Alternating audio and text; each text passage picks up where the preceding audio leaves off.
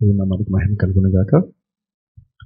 చేడు వచ్చిన ప్రతి ఒక్కరికి ప్రభువైన యేసుక్రీస్తు నామములో ప్రత్యేకమైన వందనాలు.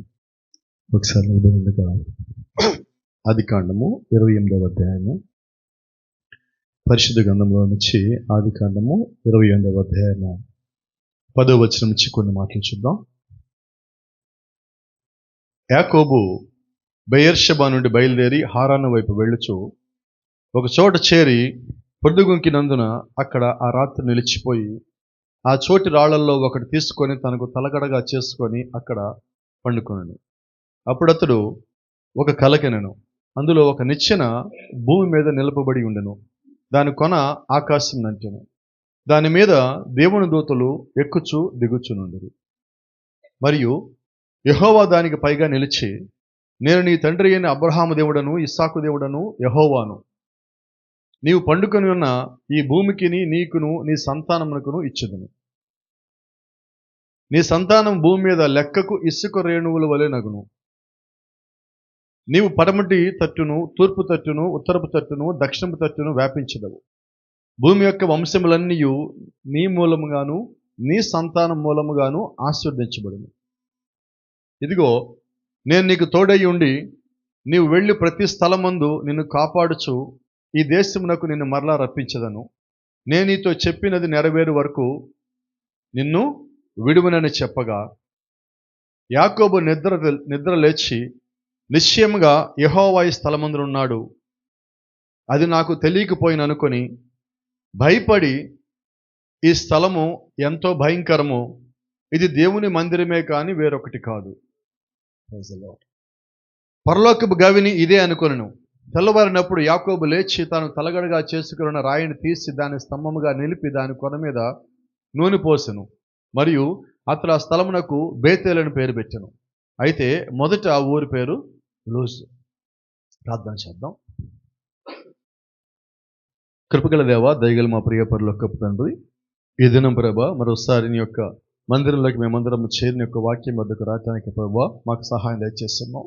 వాక్యం చదవబడిన వాక్యంలోంచి మా అందరితో సూటిగా తేటగా స్పష్టంగా మాట్లాడమని ప్రభా ఈ దినం మేము ఏ సంగతి గ్రహించవలసిన్నామో నిశ్చయంగా ఆ సంగతులు మీరు మాతో మాట్లాడతారని నమ్ముతూ ప్రభువైన యేసుక్రీస్తు నీ నామములో ప్రార్థిస్తాం. ఆమేన్. God bless you. దయచేసి కూర్చోండి. Praise the Lord. దేవుని నామానికి మహిమ కలుగును గాక. మరి ప్రభువుకి కృప అయితే మనం కొద్ది సంగతులు చూద్దాం. మరి ప్రభు చిత్తమైతే ఈరోజు ఒక అంశము మరి నా ఆలోచనలో ఉన్నది. గత కొద్ది కాలం నుంచి ఈ వర్తమానం చెప్పాలని నేను ఒక ఆసక్తి కలిగి ఉన్నా. అయితే సరైన సమయం కొరకు ఎదురు చూస్తాను. దేవుడు ఈరోజు నన్ను రాత్రి నుంచి ఒక వర్తమానం గురించి బయటపడి ఇచ్చాను. ప్రజలు ఏంటి వర్తమానం అంటే యాకోబునిచ్చింది. ఇది భౌతికంగా మనం అర్థం చేసుకుంటే నిచ్చెన అనేది ఒకలాగా తెలుస్తుంది.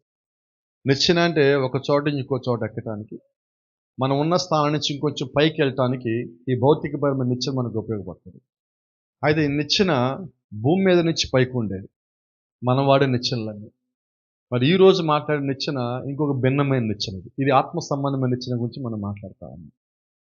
అయితే ఆత్మ సంబంధమైన నిచ్చెన గురించి మనం మాట్లాడాలన్నా, కొన్ని సంగతులు మనకు తెలియాలన్నా,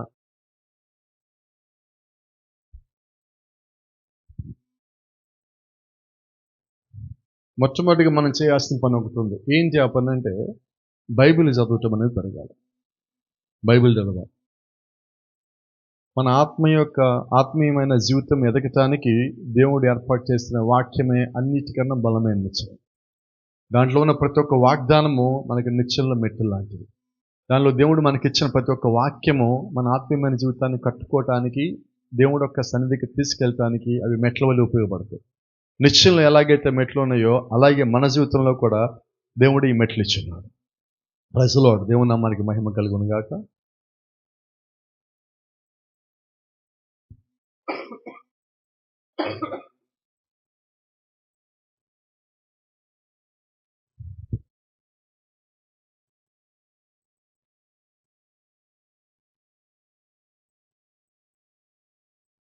తరచుగా ఎప్పుడు అన్నది మాట చెప్తా ఉండా, వర్తమానంలో ఉన్న ప్రతి ఒక్కరికి తెలిసిన సంగతి అది. ఏంటి ఆ సంగతి అంటే ఏ ఒక్క సేవకుడైనా కూడా, ఏ ఒక్క ప్రవక్త అయినా కూడా, 5 రకాల పరీక్షలో ఏ ఒక్కరైనా నిజమైన వాక్యం తెలిసిన వాళ్ళు ఎవరైనా రోజు చెప్పే మాట మనకి ఏంటంటే, ప్రతిరోజు బైబిల్ ఒక అధ్యాయం చదవండి.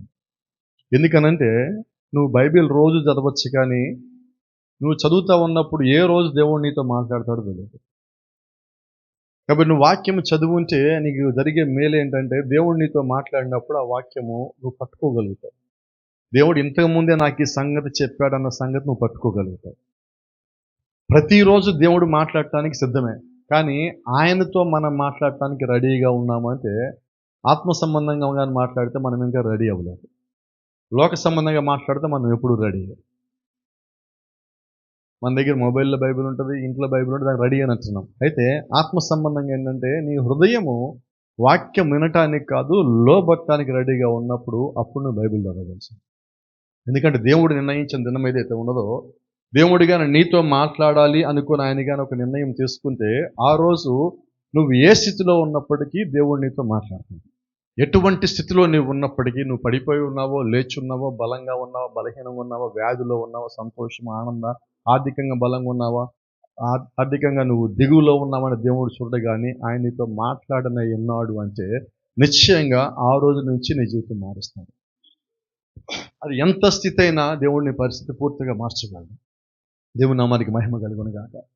మీరు గమనిస్తే అమెరికా కానీ మిగతా దేశాల్లో కానీ మనం ఎక్కడికి వెళ్ళి చూసినా మనకు కూడా ఉన్నాయి. ఇంతకుముందు ఎప్పుడు లేదు. ఇప్పుడు గుంటూరు కూడా 25 అంతస్తుల బిల్డింగ్లు కట్టుకోవడానికి, అపార్ట్మెంట్లు కట్టడానికి పర్మిషన్ ఇచ్చారు.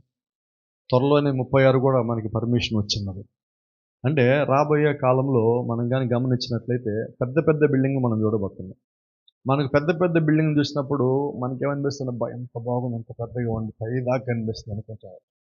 మీరు గమనిస్తే ఇప్పుడు మనం ఈ టెక్నాలజీ చూస్తున్నాం. మనకి గుంటూరుకి ఒక 5 ఏళ్ల క్రితం మనకు పర్మిషన్ ఇచ్చారు 25 ఫ్లోర్స్కి. అయితే మీరు గమనిస్తే పాత నిబంధనల్లోనే ఒకళ్ళు అపార్ట్మెంట్ కట్టారు. ఎంతమంది జ్ఞాపకం ఉన్నది చెప్తారు అపార్ట్మెంట్ పేరు? అయితే మీరు గమనించాల్సింది ఏంటంటే, అది మానవుడు కట్టిన నిచ్చెన. ఈ మధ్యాహ్నం మీకు అర్థం అవడం కోసం చెప్తున్నా. అది మానవుడు కట్టిన నిచ్చెన. ఇంతకీ వాళ్ళు అపార్ట్మెంట్ ఎందుకు కట్టారు? అపార్ట్మెంట్ కట్టే ముందు వాళ్ళు ఒక ఉద్దేశం కలిగి ఉన్నారు. ఏంటి ఆ ఉద్దేశం? ఆకాశాన్ని అంటుకోవాలి, మనం కూడా పరలోకం పోవాలి, మనం కూడా అక్కడ మేఘాల మధ్యలో ఉండాలి అని చెప్పి వాళ్ళు కట్టారు. వాళ్ళు కట్టడానికి వాళ్ళు ప్రేరేపణ ఎక్కడి నుంచి తీసుకున్నారంటే, యాకోబు నిచ్చెన నుంచి ప్రేరేపణ తీసుకున్నారు. ఏంటి యాకోబు నిచ్చెనలో వాళ్ళకి వచ్చిన ప్రేరేపణ అంటే, యాకోబు నిచ్చెన వేసినప్పుడు ఆ నిచ్చెన మీద నుంచి ఎవరు పైకి వెళ్తున్నారు, ఎవరు కిందకు వస్తున్నారు? దేవుని యొక్క దూతలు పైకి వెళ్తున్నారు, కిందకు వస్తున్నారు. అంటే దేవుని యొక్క దూతలు ఎక్కడ దాకా అయితే ఉన్నారో అక్కడ దాకా యాకోబు కళ్ళలోకి వచ్చి నిచ్చెన ఉన్నది. అంటే వీళ్ళేం ఆలోచన చేశారంటే, నిచ్చెన ఎంత పొడుగు ఉంటే, బిల్డింగ్ ఎంత హైట్ ఉంటే, అపార్ట్మెంట్ అంత ఎక్కువ ఉంటే అంత త్వరగా మనం దేవుని సన్నిధికి వెళ్ళిపోవచ్చు, అక్కడ మనం కూడా దూతలతో కలిపి ఉండొచ్చు కదా అని చెప్పి వీళ్ళు ఏం చేశారంటే, భూ సంబంధమైన మానవులు, జ్ఞానం కలిగిన మానవులు, శక్తి కలిగిన మానవులు, టెక్నాలజీ తెలిసిన మానవులు, వీళ్ళు ఒక అపార్ట్మెంట్ కట్టుకున్నారు. ఎందుకు కట్టుకున్నారంటే, దేవుడి యొక్క సన్నిధికి పోతారు. నిజమేనా? పరలోక రాజ్యంలో అపవాది ఏం చేశాడు? దేవుడితో పాటు సింహాసనాన్ని హెచ్చించుకోవాలనుకున్నప్పుడు వాడు కింద పడదేయబడ్డాడు. మరి ఈ బాబేలు గోపురం కట్టబడుతున్నప్పుడు ఏం జరిగినది? మీరు కానీ గమనించినట్లయితే మిగతా వాళ్ళందరూ, భూమి మీద ఉన్న ప్రతి ప్రజలు, ప్రతి దేశం, ప్రతి చోట ఉన్న వాళ్ళందరికీ అప్పటి వరకు ఒకటే భాష ఉన్నది. అంతకుముందు ఎవరు మాట్లాడినా ప్రపంచం అందరికీ అర్థమయ్యే భాష. ఎప్పుడైతే మానవుడు ఇలా హెచ్చించుకోవడం ప్రారంభించాడో, దేవుడు ఏం చేశారంటే భాషల్ని తారుమారు చేశాడు. ఎక్కడ తారుమారు చేశాడు? కరెక్ట్గా మాట్లాడితే మనుషులు పడిపోవటం కూడా అక్కడే బిగినాడు. ఇంకో రకంగా మాట్లాడితే ఆల్రెడీ పడిపోయిన మానవ జాతిలో మనం వచ్చున్నాం. దాని తర్వాత అప్పటి వరకు దేవుడు వారందరికీ ఒకే భాష ఇచ్చాడు, అంటే అందరూ కలిసి ఉంటారని. ఇప్పుడు దేవుడు ఏం చేశారంటే, భాషలు విడిపోవటం వల్ల మనం కలవలేకపోతున్నాం. ప్రాంతాలు మారని, పద్ధతులు మారని, సంప్రదాయాలు, ఆచారాలు మారని, జీవన శైలి, జీవన విధానం మొత్తం మారిపోయింది. నిజమేనా కాదా? సరే, ఒక చిన్న పదం మీకు చెప్తాను, చెప్పండి. అవునా కాదు? మీరు ఇంతమంది ఇక్కడ ఉన్న వాళ్ళు ఎంతమంది ఉన్నారో చెప్పండి నాకు. జన్జీ ఎంతమంది ఉన్నారు? ఈ పదం జన్జీ, జనరేషన్ జెడ్. ఏంటి జనరేషన్ జెడ్ అంటే? మిగతా వాళ్ళకి జనరేషన్ జెడ్కి తేడా ఏంటి? ఈ జనరేషన్ జెడ్ ఏంటంటే 97వ సంవత్సరం నుంచి తర్వాత పుట్టినోళ్ళు. చాలామందికి అసలు జనరేషన్ జెడ్లో ఉన్నామని తెలియదు, జెన్జీలో ఉన్నామని తెలియదు. ఎందుకు ఈ మాట జ్ఞాపకం చేస్తానంటే, వీళ్ళు పుట్టి పెరిగి అన్నీ తెలిసేటప్పటికే వాళ్ళ చేతుల్లోకి మొబైల్ ఫోన్లు, టీవీలు వచ్చింది. టెక్నాలజీ మొత్తం వచ్చింది. మీరు గమనించండి, ఇప్పుడు జనరేషన్ ఆలోచించేదానికి ఈ జెన్జీ కన్నా ముందు జనరేషన్ ఆలోచించేదానికి తేడా ఉంటుంది. నిజమేనా? మనం చేసే పని ఇప్పుడు జనరేషన్ చాలా స్పీడ్గా చేస్తారు. మనం పరిగెత్తాలి, అక్కడికి పోవాలి, ఇక్కడ పోవాలి, వచ్చేయాలి, ఇచ్చేయాలండి. వీళ్ళు ఫోన్లో చేస్తారు. అంతేనా? మనకి దొరకకపోతే ఎదుగుతాం, వీళ్ళు దొరకకపోతే అమెజాన్లో, ఫ్లిప్కార్ట్లో ఎదుగుతారు. అంటే వీళ్ళ ఆలోచన విధానం ఎలా ఉంటుందంటే షార్ప్గా ఉంటుంది, షార్ప్గా ఉంటుంది. మీరు గమనించండి, ఇక్కడ ఉన్న మీరు అందరూ ధైర్యంగా ఒక మాట అడుగుతాను నేను. ఒక 40 ఏళ్ళు పైన ఉన్న వాళ్ళందరూ ఒక మాట అడుగుతున్నాను నేను. చిన్నప్పుడు మీ తండ్రితో మాట్లాడాలంటే మీకు భయం ఉండేదా కాదా? అసలు ఆ గదిలోకి వచ్చేవాళ్ళే లేదా? ఇప్పుడు చెప్పండి, భయం ఉందా? ఇప్పుడు ఏంటంటే డాడీ నువ్వు డాడీ అయితే అయ్యి ఉండొచ్చు, నువ్వు డాడీ అయితే అయ్యి ఉండొచ్చు, కానీ నువ్వు బయట ఏమైనాగా, నువ్వు పోలీసుగా, డాక్టరుగా, యాక్టర్గా, నువ్వు బయట ఏదైనా ఇంటికి వచ్చాక మాత్రం మనం ఫ్రెండ్స్ లాగా ఉండాలి. ఓకేనా నీకు? ఎందుకని ఈ మాట చెప్తానంటే, ఇప్పుడున్న జనరేషన్కి ప్రమాదకరమైంది, మేలైంది ఒకటి ఉంది. దాని పేరు ధైర్యం. ఇది ప్రమాదకరమైంది, మేలైనది. ఇంతకుముందు మన ఇళ్ళలో చెప్తా చూడండి, ఎప్పుడైనా తండ్రి నువ్వు ఇది చదువు అంటే ఏం చేసేవాళ్ళం? నువ్వు ఇంటర్ చదువు అంటే ఏం చేసేవాళ్ళం? ఏ గ్రూప్ చదవాలి? మన ఇష్టం ఏమీ లేదు, వాళ్ళు ఏం చెప్తే మనం చదవాలి.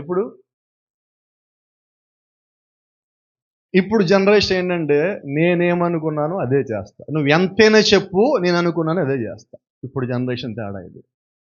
ఇది మేలైన దీంట్లో మేలు ఉన్నది, కీడు ఉన్నది. వాళ్ళ మీద చుట్టుపక్కల వాళ్ళ ప్రభావాలు ఎక్కువ ఉంటుంది, ఆలోచన స్పీడ్ ఎక్కువ ఉంటున్నది. అయితే ఇంకోటి ఏంటంటే దీంట్లో మేలు, పొరపాటు చేసిన త్వరగా దాని నుంచి రికవర్ అవడం కోసం ప్రయత్నిస్తున్నారు. పాత జనరేషన్ అంటే ఒక పొరపాటు అయిందంటే వాళ్ళ జీవితంలో ఇంకేది చేయడం, ఇక అయిపోయింది, ఇంక నేను ఏది చేసినా ఫెయిల్ అవుతా, ఇంకొద్దులే, ఇంటి వాళ్ళు చెప్పి తిందామని. ఇప్పుడు అలా కాదు, ఒకటి ఫెయిల్ అయితే ఫెయిల్ అయ్యా, అన్నీ ఫెయిల్ అవుతానా, ఇంకోటి సక్సెస్ అవుతాలే నేను. వాళ్ళు త్వరగా బయలుదేసుకొస్తారు. ఇదంతా జెన్జీ అంటారు. ఇదేంటంటే టెక్నాలజీ వీళ్ళ మైండ్లోకి వెళ్ళిపోయింది, టెక్నాలజీ మీద పని చేస్తున్నది. ఇప్పుడు చెప్తే నీ బాబేలు గోపురం సమయంలో కూడా ఏం జరిగిందంటే టెక్నాలజీ వాళ్ళ మీద పని చేస్తుంది, జ్ఞానం వాళ్ళ మీద పని చేస్తుంది. ఎప్పుడైతే జ్ఞానము, టెక్నాలజీ పని చేస్తా ఉన్నదో నీ యొక్క మెదడులో నువ్వు దేవుణ్ణి ఉంచలేవు. మాట మీకు అర్థమవుతుందా? నువ్వు దేవుడిని ఉంచలేవు, భక్తిని ఉంచలేవు, విశ్వాసాన్ని ఉంచలేవు. ఈరోజు భక్తి కానీ విశ్వాసం కానీ మీరు యవనస్తులు చెప్తే వాళ్ళు ఏంటంటే, వీళ్ళు వచ్చారు, వీళ్ళు నాతో మాట్లాడతారు, కాసేపు క్లాస్ తీసుకుంటారు, కామ్గా ఉంటే అయిపోద్ది కదా, కాసేపు వాళ్ళు అంటారు, వెళ్ళిపోతారు కదా. అంటే వాళ్ళ మైండ్ సెట్ అంతా ఏమైపోయిందంటే ఫాస్ట్ ఫార్వర్డ్, నమ్మటానికి సిద్ధంగా లేరు. అది వాళ్ళు ఏదైనా ఒక పని చేస్తామని మనం చెప్తే మనం నమ్మలేమంటే వాళ్ళు తట్టుకోలేరు. అయితే నువ్వు వాక్యాన్ని నమ్మమంటే వాళ్ళు నమ్మలేరు, అది నువ్వు తట్టుకోలేవు. ఇక ఈ రకంగా అంటే జనరేషన్లో గ్యాప్లు వచ్చాయండి. ఇది జెన్జీకి ఇప్పుడున్న జనరేషన్కి ఉన్న గ్యాప్ వచ్చిన ప్రభావం ఇది. అయితే అక్కడేం జరిగిందంటే దేవునికిను భూమి మీద ఉన్న మానవులకి మధ్యలో గ్యాప్ వచ్చింది. వాళ్ళు దేవుడు ఆయన యొక్క సన్నిధికి రావడానికి ఒక మార్గం ఏర్పరిస్తే ఆ మార్గంలో దేవుడు యొక్క సన్నిధికి వెళ్ళాలని కోరుకోవట్లా, వాళ్ళ సొంత మార్గంలో దేవుడిని చేరాలని కోరుకుంటున్నారు. ఎప్పుడు చూడండి, నీ సొంత మార్గంలో దేవుణ్ణి చేరాలనుకుంటే నువ్వు ఫెయిల్ అవుతావు, నువ్వు విఫలమవుతావు. నువ్వు విఫలమవటమే కాదు, నీ చుట్టుపక్కల అందరినీ కూడా ఫెయిల్ చేస్తావు. ఇప్పుడు వాళ్ళు చేసింది ఏంటి? వాళ్ళు దేవుడు యొక్క సన్నిధి చేరడానికి, పరలోకం వెళ్ళటానికి మనమందరం ఒక గోపురం కట్టుకుందాం, దానికి ఒక పేరు పెట్టుకుందాం, అందరం కలిసి ఉందాం, అందరం కలిసి కట్టుకుందాం, తలా కొద్దిగా వేసుకొని కట్టుకుందాం అని చెప్పి కడుతున్నారు. కానీ ఇక్కడ ఏం జరిగిందంటే దేవుడికి అది నచ్చంది కడుతున్నారు. ఇప్పుడు చూడండి, మీకు అందరూ తెలుసు బుర్జ్ ఖలీఫా అని, జ్ఞాపకం ఉన్నదా? ఎన్ని అంతస్తులు అది? సుమారుగా 151 అనుకుంటా, నాకు తెలిసినంత వరకు. ఒకవేళ పొరపాటు అయితే ఏమనుకోకండి, ఎందుకంటే నేను జెన్జీ కాదు, దానికన్నా కొంచెం ముందు. 151 అంతస్తులోకి వెళ్ళటానికి లిఫ్ట్లోకి మీరు ఎక్కిన తర్వాత 10 సెకండ్ల నుంచి 15 సెకండ్లు వెళ్తారు. ఎంతసేపు పడుతుంది? మనం 151 అంతస్తులు ఎక్కి వెళ్ళాలంటే మెట్లు ఎంతసేపు పడుతుంది? ఎక్కడమే దించాలంటే ఇంకోటి రావాలా. అయితే ఇక్కడ గమనించాల్సింది ఏంటంటే, అంటే మనిషి ఏం చేస్తారంటే త్వరగా వెళ్ళిపోవాలి. నా మాటలు మీకు అర్థమవుతుందిగా. త్వరగా పైకి వెళ్ళిపోవాలి, స్పీడ్గా వెళ్ళిపోవాలా. అంటే ప్రతి త్వరగా వెళ్ళిపోవాలి. దేవుడు నిత్యరాజ్యానికి పిలిచే లోపు వీళ్ళు వెళ్ళిపోలేరు. దేవుడు ఏర్పాటు చేసిన మార్గం ఎలాగుంటుందంటే ఒక క్రమ పద్ధతిలో వస్తుంది. ఒక దైవికంగా దేవుడు నడిపిస్తాడు, ఆత్మీయంగా నడిపిస్తాడు. నీ కష్టాలు ఉంటాయి, బాధలు ఉంటాయి, శోధనలు ఉంటాయి. అదే సమయంలో సంతోషం ఉంటాయి, దీవెనలు ఉంటాయి, వాగ్దానాలు ఉంటాయి.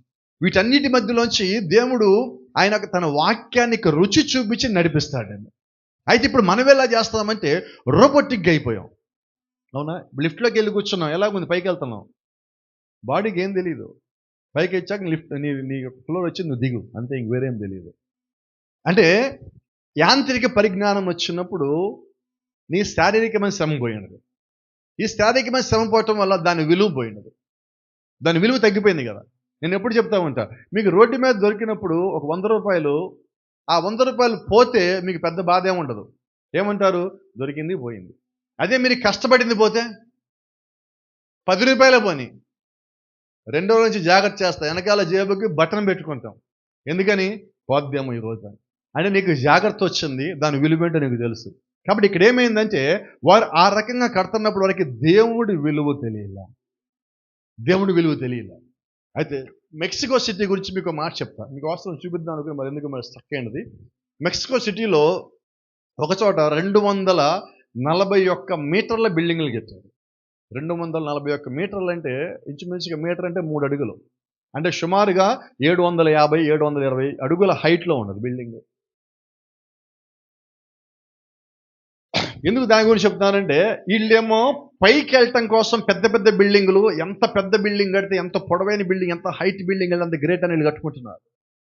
అయితే వాస్తవంగా మెక్సికో సిటీలో జరుగుతున్నది ఏంటంటే, భూమి ప్రతి సంవత్సరం అంగుళాలు కుంగుతుంది కిందకి. వీళ్ళు మేము పైకి వెళ్తున్నాం కదా అనుకున్నారు, కానీ ఎక్కడికి వెళ్తున్నారు, కిందకు దిగిపోతున్నారు. ఈరోజు గమనించాల్సింది అది. మనం భౌతికంగా శరీర సంబంధమైనవి, ఆర్థికపరమైన వాటిలో ఎదుగుతూ ఉన్నప్పుడు తెలియకుండా ఆత్మ సంబంధమైన వాటిల్లో నుంచి కిందకి వెళ్ళిపోతాం. ఇది తెలియటలా, పైది మనం చూస్తున్నాం. ఈరోజు పై ఎక్కడ చూసినా కూడా మనిషి బయట కనిపించే హంగులకు చూస్తున్నారు, దానికి పడిపోతున్నారు. దానివల్ల ఏమైందంటే ఆత్మీయమైన జీవితము ఒక అడుగు కిందకి దిగిపోతుంది, ఒక మెట్టు కిందకి దిగిపోతుంది. ఇది ప్రమాదకరమైనది. పైకి బాగానే ఉన్నది, కానీ లోపల ప్రమాదకరంగా ఉన్నది. ఆ ప్రమాదకరమైన దాని నుంచి తప్పించుకోవడానికి దేవుడు చేసిన ఏర్పాటే ఇదిగో ఈ ఆత్మ సంబంధమైన నిచ్చెన, ఈ వాక్యమైన నిచ్చెన, ఈ పరిపూర్ణమైన మానవుని యొక్క స్వరూపమైనది. ఇది దేవుడు మనకిచ్చింది దేనికంటే నీ ఆత్మీయమైన జీవితాన్ని పైకి కట్టుకో, పైకి ఎదిగేలాగా చేసుకోమని. విశ్వాసంలోను, ప్రార్థనలోను, వాక్యంలోను దినదిన మనల్ని పైకెత్తుకోవడానికి దేవుడు చేసిన ఏర్పాటే ఈ ఆత్మ సంబంధమైన నిచ్చెన. ఈరోజు మనం ఎక్కడ ఉండాలంటే పరిశుద్ధాత్మ అనే పునాది మీద మనం ఉండాలి, వాక్యం అనే పునాది మీద మనం ఉండాలి, అపోస్తలులు ప్రవక్తలు వేసిన పునాది మీద మనం ఉండాలి. ఎవడంటే వాడు గోపురం కట్టాడు కదా అని ఆ గోపురంలోకి మనం పోవటానికి వీల్లేదు. ఎవడంటే వాడు అపార్ట్మెంట్ కట్టాడు కదా దాంట్లో మనం పోవటానికి వీల్లేదు. దేవుడు మనం ఏదైతే నిర్ణయించాడో, ఏదైతే ఇచ్చాడో దాంట్లో మనం ఉన్నప్పుడు మనం దీవించబడే ప్రజలుగా ఉంటాం, మనం ఆశీర్వదించబడే ప్రజలుగా ఉంటాం. గమనించండి, ఇక్కడ యాకోబు యొక్క నిచ్చెన అంటే అర్థం ఏంటంటే, యాకోబు యొక్క నిచ్చెన ఒకవైపు అది దేవుడు యొక్క సింహాసానికి తగిలించబడి ఉన్నది, కిందేమో భూమి మీద ఉన్నది. రెండో పక్కనేమో దేవుని యొక్క సింహాసనం, అంటే పైన దేవుడు యొక్క సింహాసనం ఉన్నది. ఎందుకంటే యాకోబు అంటున్నాడు, కలలో ఆ నిచ్చెనకి పైన యెహోవాను నేను చూశాను అంటున్నాడు. అంటే ఎక్కడ దాకా యాకోబు చూశాడంటే, యాకోబు భూమి మీద ఉంటున్నాడు. అయితే ఈ నిచ్చెన యొక్క రెండో అంచు, పైన అంచు ఎక్కడ ఉన్నదంటే దేవుడు యొక్క సన్నిధి దగ్గర ఉన్నది. అప్పుడు యాకోబు నిద్ర లేచి అంటున్నాడు, ఇది నాకు తెలియకపోయినే, ఇది యెహోవా యొక్క సన్నిధి. అంటే ఆ నిచ్చెన యొక్క రెండో అంచు ఎక్కడైతే భూమి మీద ఉన్నదో అది దేవుడు యొక్క సన్నిధి అంటున్నాడు. అంటే పైనుంచి కింద వరకు దేవుని యొక్క ప్రభావం ఎక్కడైతే ఉన్నదో ఆ ప్రభావంలోకి వచ్చి నేను కూడా ఉన్నాను, కాబట్టి ఇది నిశ్చయంగా దేవుడు యొక్క సన్నిధి అని అంటున్నాడు. ఇది నిశ్చయంగా దేవుని మందిరమే. అందుకని దీని పేరు ఇక నుంచి లూజు కాదు, దీని పేరు బేతేల్ అని పేరు పెట్టాడు అక్కడ. Praise the Lord. అంటే రాత్రంతా అక్కడ ఉన్నాడు. ఇప్పుడు మీకు చిన్న సగటి జ్ఞాపం చేస్తామని చూడండి. రాత్రంతా అక్కడ యాకోబు పడుకోవాలంటే ముందు యాకోబుని దేవుడు అక్కడికి తేవాలి. ఏమా? రెండోది, యాకోబు ఆ యొక్క ప్రాంతానికి వచ్చేసరికి అది రాత్రి అవ్వాలి. మూడోది యాకోబుని దేవుడు అక్కడ పడుకోబెట్టడానికి యాకోబు ప్రేరేపించబడేలాగా చేయాలి. 4వది యాకోబు కల రావాలి. 5వ దేవుడు దర్శించాలి. నిజమేనా? అంటే ఇటు నుంచి గమనిస్తే యాకోబు నేను తెలియక వచ్చాను, తెలియక ఇక్కడ పడుకుని అంటున్నాడు. అయితే నేను అంటున్నాను, ఆ నిచ్చెనకి అటుపక్క ఉన్న ఆయనకి మొత్తం తెలుసు. యాకోబు వచ్చేలాగా చేసింది ఆయనే. యాకోబుకి వచ్చాక రాత్రి పడేలాగా చేసింది ఆయనే. యాకోబు నిద్రపోయేలాగా చేసింది ఆయనే. ఆ నిద్రలో యాకోబుకి కల రూపంలో దేవుడు దర్శనంలాగా రావాలనుకున్నది కూడా ఆయన. అంటే నిజంగా ఇదంతా దేవుడు యొక్క ప్లాన్, దేవుడు యొక్క ప్రణాళిక. అదే అంటున్నా, ఈ రోజు కూడా మనమందరము దేవుడు యొక్క చిత్తంలో, ఆయన యొక్క ఆలోచనలో, ఆయన యొక్క ప్రణాళికలో ఒక భాగమై ఉన్నాము. కాబట్టి మన జీవితంలో ఆయన మనల్ని ఎప్పుడు దర్శించాలనుకున్నాడో అప్పుడు దర్శిస్తాడు, అప్పుడు ఆయన మనల్ని కలుస్తాడు. కాబట్టి గమనించండి, ఒక్కోసారి దేవుడు మన వాక్యం వింటామంటే వింటున్న వాక్యం నుంచి మాట్లాడతాడు. ఒక్కోసారి దేవుడు కలల రూపంలో మాట్లాడతాడు, ఇంకోసారి దేవుడు దర్శనం రూపంలో మాట్లాడతాడు, ఇంకోసారి ఇంకా ఆశ్చర్యమైన రీతిలో ఒక పాట మనం వింటామంటే ఆ పాటలోంచి కూడా దేవుడు మనతో మాట్లాడతాడు. ఇంకోసారి మన సృష్టిలోని సంగతులు చూస్తున్నప్పుడు ఆ సృష్టిలోని సంగతులు కూడా దేవుడు మనతో మాట్లాడితే మనల్ని ప్రేరేపిస్తూ ఉంటాడు. అంటే దేవుడు ఏ రీతిగా నీతో మాట్లాడటానికి ఒక మార్గం ఎంచుకున్నాడో మనకు తెలియదు. అయితే దేవుడికి నిన్ను సంధించడానికి, నీతో మాట్లాడటానికి, నిన్ను సరిచేయటానికి, నీకు మారు మనసు కానీ ఒప్పుదల కానీ తీసుకురావడానికి అన్ని మార్గాలు దేవుడు ఉపయోగించున్నాడు. ప్రతి మార్గం. అందుకే అంటాను, నువ్వు కానీ చూడగలిగితే ప్రతి దాంట్లో నువ్వు దేవుడు చూడు. నిజమేనా? వైజలోడ్ నిన్న వారం అనుకుంటే ఒక మాట చెప్తున్నా, మళ్ళీ మీకు జ్ఞాపకం చేస్తున్నా. ఒక ఇంట్లో ఒక సహోదరి ఒక పెద్ద పార్టీ ఏర్పాటు చేయాలనుకున్నది, యవనస్తురాలు. వాళ్ళ ఇంటికి మిగతా వాళ్ళందరినీ పిలుస్తూ ఉంటే, పార్టీకి చేసుకున్న మా ఇంటికి రండి అంటే మిగతా యవనస్తులు అందరూ అంటున్నారు, మేము రామ్ మీ ఇంటికి అంటున్నారు. ఎందుకనంటే మీ ఇంట్లో ఒక ముసలాయన ఉంటాడు, ఆయన కోరికే బైబిల్లోంచి ఏదో పెద్ద పెద్ద కేకలేస్తాను, మేము మీ ఇంటికి రాంపో అన్నాను. కాదులే, ఆయన దొరకకుండా బైబిల్ దాచిపెడితే మీరు మా ఇంటికి రండి అన్నాడు. ఆ బైబిల్ దాచిపెట్టింది. ఇంట్లో ఎవరికి బైబిల్ తెలియకుండా బైబిల్ మొత్తం ఒక చోట దాచిపెట్టి తాళం వేస్తున్నది. మరి ఆయనకేమో ఇంట్లో ఉన్న పెద్దానికి ఏదో ఒకటి చదివే అలవాటు. అందుకని ఆమె ఏం చేస్తుంటే దాన్ని ఏమంటారు, అట్లాస్ పుస్తకం తీసుకొచ్చి ఇచ్చింది. అట్లాస్ పుస్తకం అంటే ఈ భూమి మీద కొండలు కానీ, గుట్టలు కానీ, సముద్రాలు కానీ, భౌగోళికంగా ఏవైతే ఉన్నాయో ఈ మొత్తం దాని లోపల ఉంటాయి. అవి ఇచ్చింది పుస్తకం. దాంట్లో ఏమో చదువుతాను కానీ. సరే, పార్టీ బిగిన్ అయింది. అరుస్తున్నారు, కేకలేస్తున్నారు, డ్యాన్సులు, విందులు, వినోదాలు మొత్తం జరుగుతూ ఉన్నాయి. ఆయన పైన ఒక చెక్కల గదిలో పెట్టొచ్చారు. కాసేపటికి మీటింగ్ అవుతా ఉండగా పెద్ద ఆయన అట్లాస్ పుస్తకం తీసుకొని పరిగెత్తుకొని కిందకు వచ్చాడు, పెద్ద కేకేశాడు. వీళ్ళు అంటున్నారు, మేము చెప్పామా మీ నాన్న ఇట్లా చేస్తాడని, మేము చెప్పామా లేదు మా పార్టీ మొత్తం పాడు చేస్తాడని. ఆమంటుంది, బైబిల్ తాళాలు వేసిన గది దగ్గరికి వెళ్ళి చూస్తే బైబిల్ మొత్తం అక్కడే ఉన్నాయి, దేవుడి పుస్తకాలు మొత్తం అక్కడే ఉన్నాయి. మరి ఏం లేదు, ఎక్కడి నుంచి నేను కేకేస్తాడు అని అడిగింది. ఎందుకు నాన్న నువ్వు కేకేస్తున్నామంటే, ఆ టేబుల్ మీద బాటిల్స్ అన్నీ ఉంటే ఆయన చేతితో మొత్తం బాటిల్స్ కిందకి పడే పాల్గొంటాడు. ఈ అట్లాస్ పుస్తకం వాడు పెట్టాడు, మధ్యలో పేజీ తెరిచాడు. మధ్యలో పేజీలో అట్లాస్ పుస్తకం వాడు ఏం చేస్తాడంటే సముద్రాన్ని వేసాడు. అక్కడ పసిఫిక్ మహాసముద్రం పెట్టాడు. ఆ పసిఫిక్ మహాసముద్రంలో అక్కడ కింద ఒకటి రాశాడు, దీని లోతు ఎంత ఉందో ఇప్పుడు దాకా కొలవలేదని రాశాడు. అది చూసి ఈయన కేక పెట్టాడు. వాళ్ళందరూ పసిఫిక్ మహాసముద్రం అడుగు లోతు వెళ్ళిపోతుంది, నువ్వెందుకు కేక పెట్టాలంటే ఆ ముసాన్ అంటున్నాడు, ఇదిగో దేవుడు నా పాపాలు మొత్తం తీసుకుపోయి ఎక్కడ పడేశాడు. ఏంటది అంటే, ఏ ఒక్కడు పోయి నా పాపం తీయటానికి వీలు లేకుండా, ఇంకొకడు పోవటానికి వీలు లేకుండా దేవుడు నా పాపాన్ని మొత్తం మూటగట్టి మరుపు అనే సముద్రం ఇసిరేశాడు. ఆ మరుపు అనే సముద్రం ఏదో కాదు, ఈ పసిఫికే ఎక్కడ పడేశాడు. అంటే బైబిల్ మొత్తం దాచిపెడితే ఎక్కడ చూశాడు దేవుణ్ణి? ప్రకృతిలో చూశాడు. అంటే నీకు చూడటం వస్తే నువ్వు దేవుణ్ణి ఎక్కడ చూడగలవంటే ప్రతి చోట నువ్వు చూడగలవు. ఈరోజు నీకు చూడటం కావాలా? ప్రతి చోట దేవుణ్ణి చూడగల శక్తి దేవునికి ఇచ్చాడు. ఎందుకని ఈ మాట మీకు జ్ఞాపకం చేస్తానంటే, God is making a way for those who believe, sowing the science and wonders. దేవుణ్ణి ఎవరైతే నమ్మారో ఆ నమ్మిన వారికి దేవుడు సూచనలు, అద్భుతముల ద్వారా ఆయన బయలుపరుచుకుంటారు. దేవుడు నీతో మాట్లాడాలనుకుంటే నీకు ఒక సూచన, ఒక అద్భుతమో, ఒక ఆశ్చర్యమో, ఏదో ఒక నీ జీవితంలో దేవుడు తప్పక చేస్తాడు. అయితే దేవుడు ఆ కార్యం చేసినప్పుడు నీవు దాన్ని విశ్వసించాలి. ఇది కళ వచ్చింది, ఈ కళ దేవుడే ఇచ్చింది. అయితే మనకో సమస్య చెప్తాను, కోప్పడకండి కొద్దిసేపు నా మీద. మనకి ఎన్ని వస్తాయి కళ్ళు? చాలా వస్తాయి. అయితే నీకు వచ్చే చాలా కళలు దేవుడివి కాదు. ఎందుకని ఈ మాట చెప్తానంటే, నువ్వు ఏది ఆలోచిస్తావో కళ అదే వస్తుంది. నువ్వు ఆలోచించి ఆలోచించి పడుకుంటే అదే కళ వస్తే అది దేవుడి కళ కాదు. కొద్దిమందికి ఒక అలవాటు ఉంది. దెయ్యాల గురించి మాట్లాడతారు దెయ్యాల కథలు వింటారు, దెయ్యాల పాటలు చూస్తారు, పడుకుంటారు. ఏమొచ్చినాయి ఇప్పుడు? ఇప్పుడు దేవునికి వచ్చిందా ఇది? దేవుని దర్శనమా? దేవుని కళ? కాదు. అంటే చాలాసార్లు మనకి ఒక భయంకరమైన ఒక ఆలోచన, ఒక బాధ ఉంటే దానికి సంబంధించినవి వస్తాయి. అయితే నిజమైన దేవుడి కళ, నిజమైన దేవుని దర్శనం ఎప్పుడు కూడా వాక్యానుసారంగా ఉంటుంది. వాక్యానుసారం అయితే నువ్వు తీసుకోవాలి, లేకపోతే నువ్వు తీసుకోవద్దు. ఎందుకంటే దేవుడు ఇక్కడ యాకోబుతో మాట్లాడుతున్నాడు. నువ్వు అడుగు పెట్టే ప్రతి చోట నీకు ఇస్తాడు. నేను అబ్రహాము దేవుడను, నీ తండ్రి అయిన ఇస్సాకు దేవుడను, యెహోవాను నేనే. నేను నిన్ను దీవిస్తాను, నిన్ను పిలిచిన వాడను నేనే. నేను నిన్ను ప్రేమించున్నాను. నీకు ఈ వాగ్దానం నెరవేరే వరకు నీకు తోడుగా ఉంటాను. నీ సంతానంలోంచి భూమి మీద అన్ని సంతానాలకు ఆశీర్వాదకరంగా నేను చేస్తాను. నీ సంతానం దీవించబడుతుంది. నీ ద్వారా వచ్చే జనములు దీవించబడతారు. ఇవన్నీ నెరవేరే వరకు నేను నీకు తోడుగా ఉంటాను. ఇవన్నీ ఏంటి? అబ్రహాము దేవుడు, ఇస్సాకు దేవుడు, ఇప్పుడు యాకోబు దేవుడిగా దేవుడు ఆయన తరములు మారిన తన ప్రేమని మార్చుకున్నాడు. ఇప్పుడు యాకోబుని దేవుడు ఎప్పుడు దీవించాడంటే వాస్తవంగా తల్లి గర్భంలో ఉన్నప్పుడు కాదండి, అబ్రహాముని పిలిచినప్పుడే దీవించాడు. చాలా తక్కువ మందికి ఈ మాట తెలుసు. లేవీల గురించి మాట్లాడతా హెబ్రీయులకు రాసిన పత్రిక 7వ అధ్యాయంలో అపోస్తలుడైన పౌలు మాట్లాడుతూ అంటున్నాడు, భూమి మీద లేవి యాజక్రమం వచ్చింది యాకోబు సంతానమైన లేవి నుంచి. అయితే ఈ లేవి అబ్రహాంలో నుంచే దశమ కట్టాడు అన్నాడు. అబ్రహాంకి ఇస్సాకు పుట్టాలి, ఇస్సాకు యాకోబు పుట్టాలి, యాకోబుకి లేవి పుట్టాలి.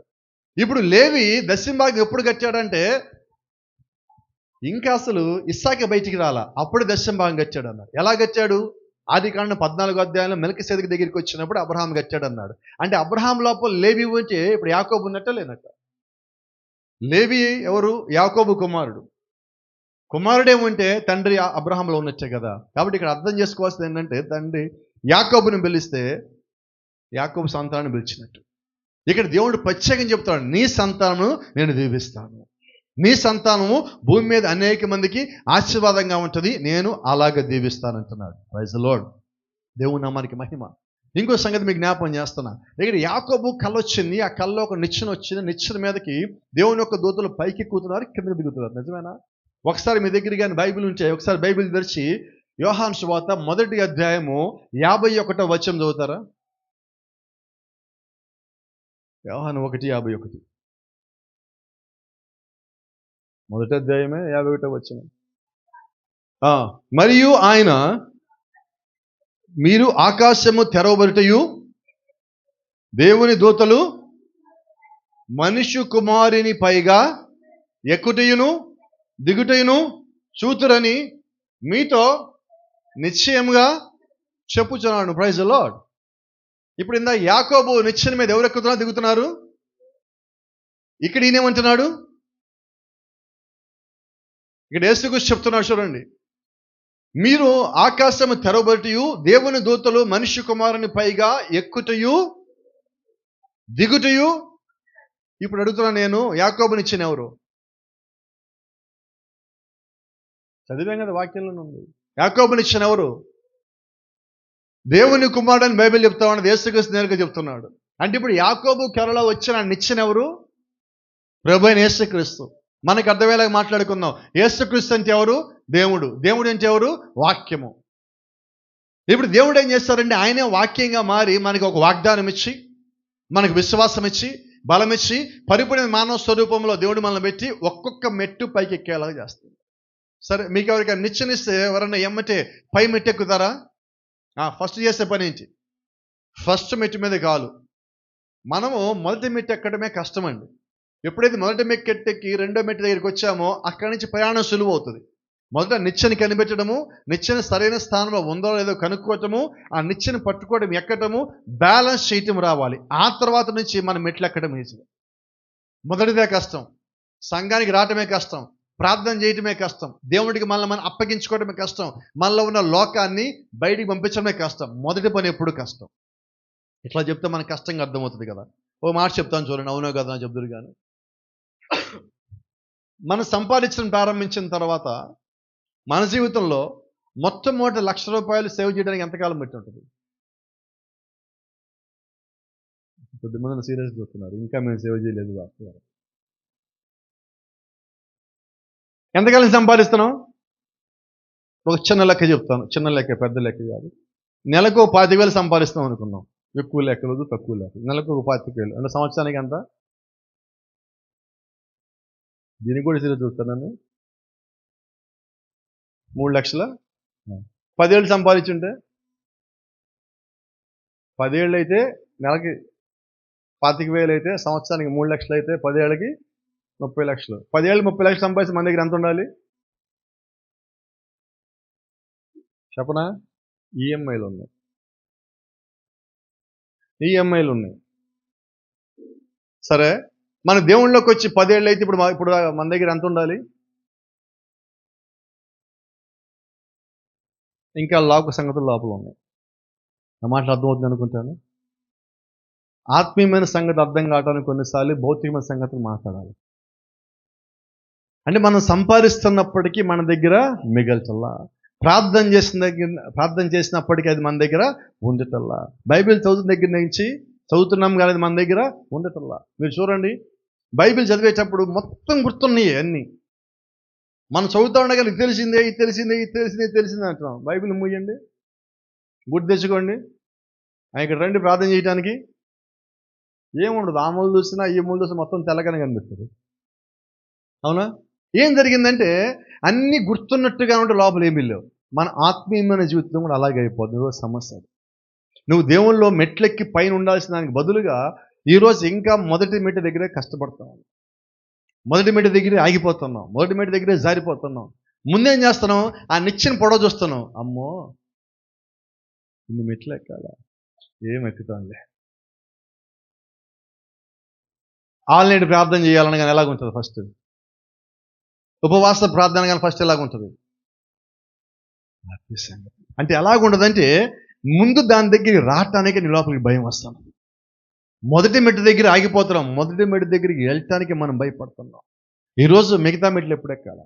నువ్వు అక్కడికి చేరుకుంటేనే మెట్లు ఎక్కడం ప్రారంభిస్తావు, చేరుకోకుండా మెట్లు ఎక్కలేవు. దేవుని సన్నిధికి వచ్చాకే నీ ఆత్మీయమైన జీవితము ఎదుగుదల ప్రారంభించబడుతుంది. అక్కడికి రాకుండా ఎదుగుదల ప్రారంభించబడదు. ఆత్మీయమైన జీవితము ఎదుగుదలలోకి రావాలంటే దేవుడు మన జీవితంలోకి రావాలి. దేవుడు వచ్చే చోట మనం ఉండాలి. మనం యొక్క జీవితానికి సమర్పణ చేసుకుంటేనే దేవుడు మనలో నుంచి మనల్ని సంధించి పరిపూర్ణంగా ఆయన బిడ్డలుగా మార్చడానికి ఆయన సహాయం చేస్తాడు. వచ్చిన మాట మీకు జ్ఞాపకం చేస్తారు చూడండి. ఐగుప్తులోంచి దేవుడు ఆ ప్రజల్ని మొత్తాన్ని బయటికి పిలిచాడు. వాళ్ళు బయటికి వస్తేనే దేవుడు వాళ్ళతో పాటు ఉంటాడు. అవునా? దేవుడు వాళ్ళు బయటికి రావటానికి అద్భుతం చూపించాడు, ఆశ్చర్యం చూపించాడు, గొప్ప కార్యం చేశాడు, ఒక ప్రవక్తను పంపించాడు, సూచనలు పంపించాడు, నీటి రక్తంగా మార్చాడు, కప్పలు తీసుకొచ్చాడు, ఈగలను తీసుకొని వచ్చాడు. వాళ్ళ ముందు ఏ సూచనలు కావాలో అన్నీ చేశాడు. ఎందుకంటే ముందు బయటికి తేటానికి. అలాగే ఈరోజు దేవుడు మనం చేసే స్వస్థతలు కానీ, మనం చేసిన ప్రార్థన విజ్ఞాపనను అంగీకరించడం కానీ, మనల్ని దీవించడం కానీ, ఇబ్బందుల నుంచి శోధల నుంచి కానీ తప్పించడానికి దేనికంటే నువ్వు ఆయనలో ప్రయాణం ప్రారంభించాలని. కరెక్ట్గా మాట్లాడితే ఆ నిచ్చెన దగ్గరికి రావటానికి, ఆ నిచ్చెన ఎక్కించడానికి దేవుడు నిన్ను పురుకొల్పడానికి నీ జీవితంలో సాక్ష్యములు ఇచ్చాడు, నీ జీవితంలో కృపనిచ్చాడు, నీ జీవితంలో నువ్వు చేసిన ప్రార్థన ఆలకించి దేవుడికి సహాయం చేశాడు.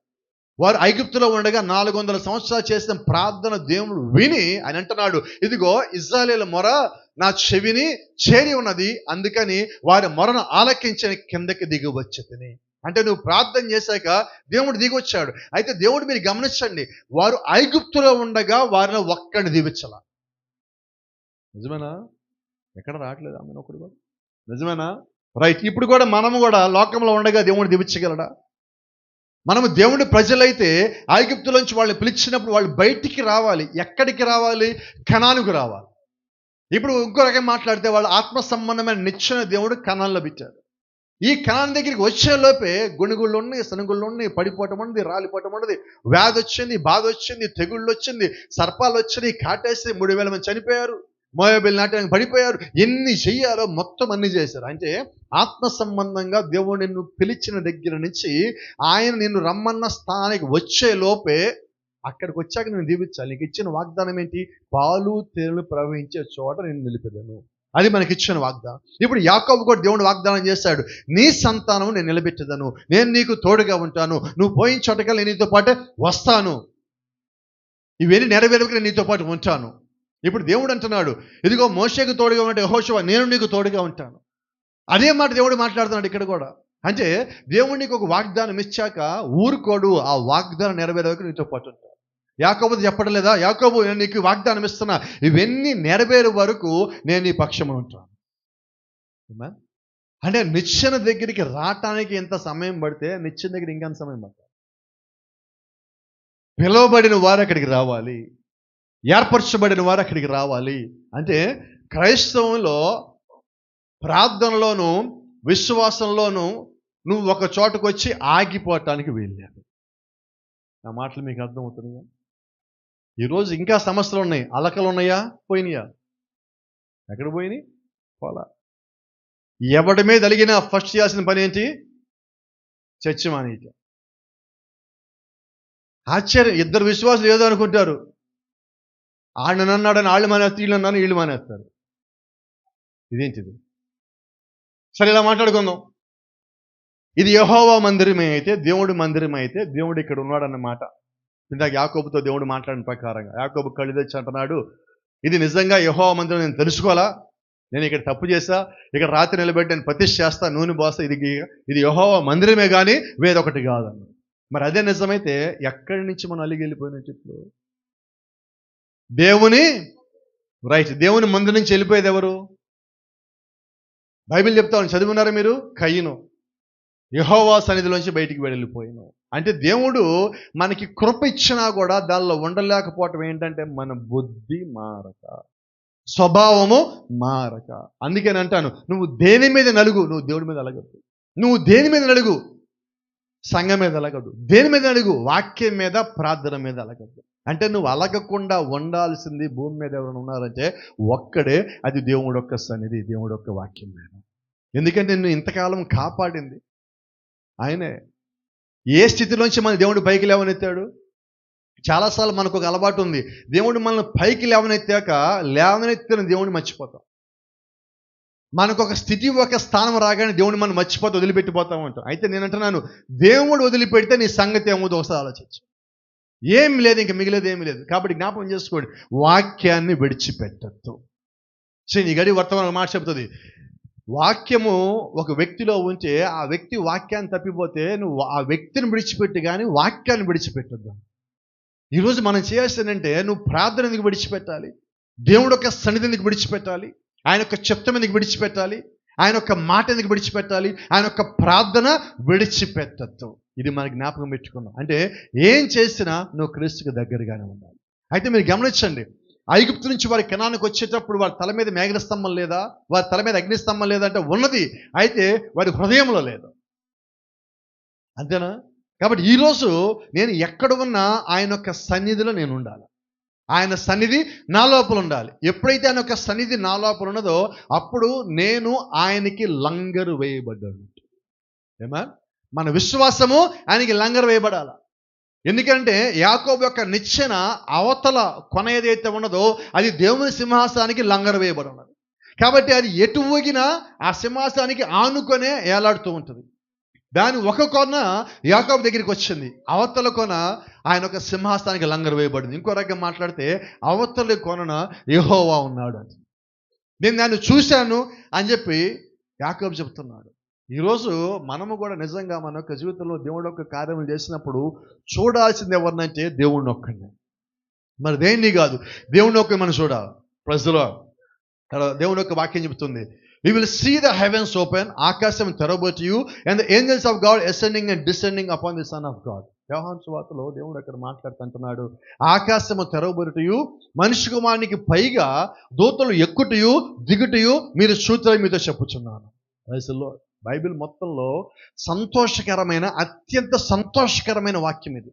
యాకోబు చూసిన వాక్యము, యేసుక్రీస్తు చెప్పిన వాక్యము, ఇది అర్థమైన వారికి ఇంతకన్నా సంతోషకరమైనది ఏదీ లేదు. ఆ నిచ్చెన యేసుక్రీస్తు అయి ఉన్నాడు. అయితే ఇప్పుడు అంటున్నా, ఆ ఎక్కుతున్న దిగుతున్న దూతలు ఎవరు, వాళ్ళు ఎందుకు ఎక్కుతున్నారు, ఎందుకు దిగుతున్నారు, ఇది మనకు అర్థమైంది, మన సంతోషం. ఆ దూతలు ఎక్కటం దేనికి, దిగటం దేనికంటే ఆ దూతలు పైకి ఎక్కి వెళ్ళేటప్పుడు నీ యొక్క ప్రార్థన తీసుకొని దేవుడి యొక్క సన్నిధికి వెళ్తున్నారు. నీ బాధలు తీసుకొని దేవుడు యొక్క సన్నిధికి వెళ్తున్నారు. నీ విన్నపాలు, నీ విజ్ఞాపనలు తీసుకుని వాళ్ళు దేవుడు యొక్క సన్నిధికి వెళ్తున్నారు.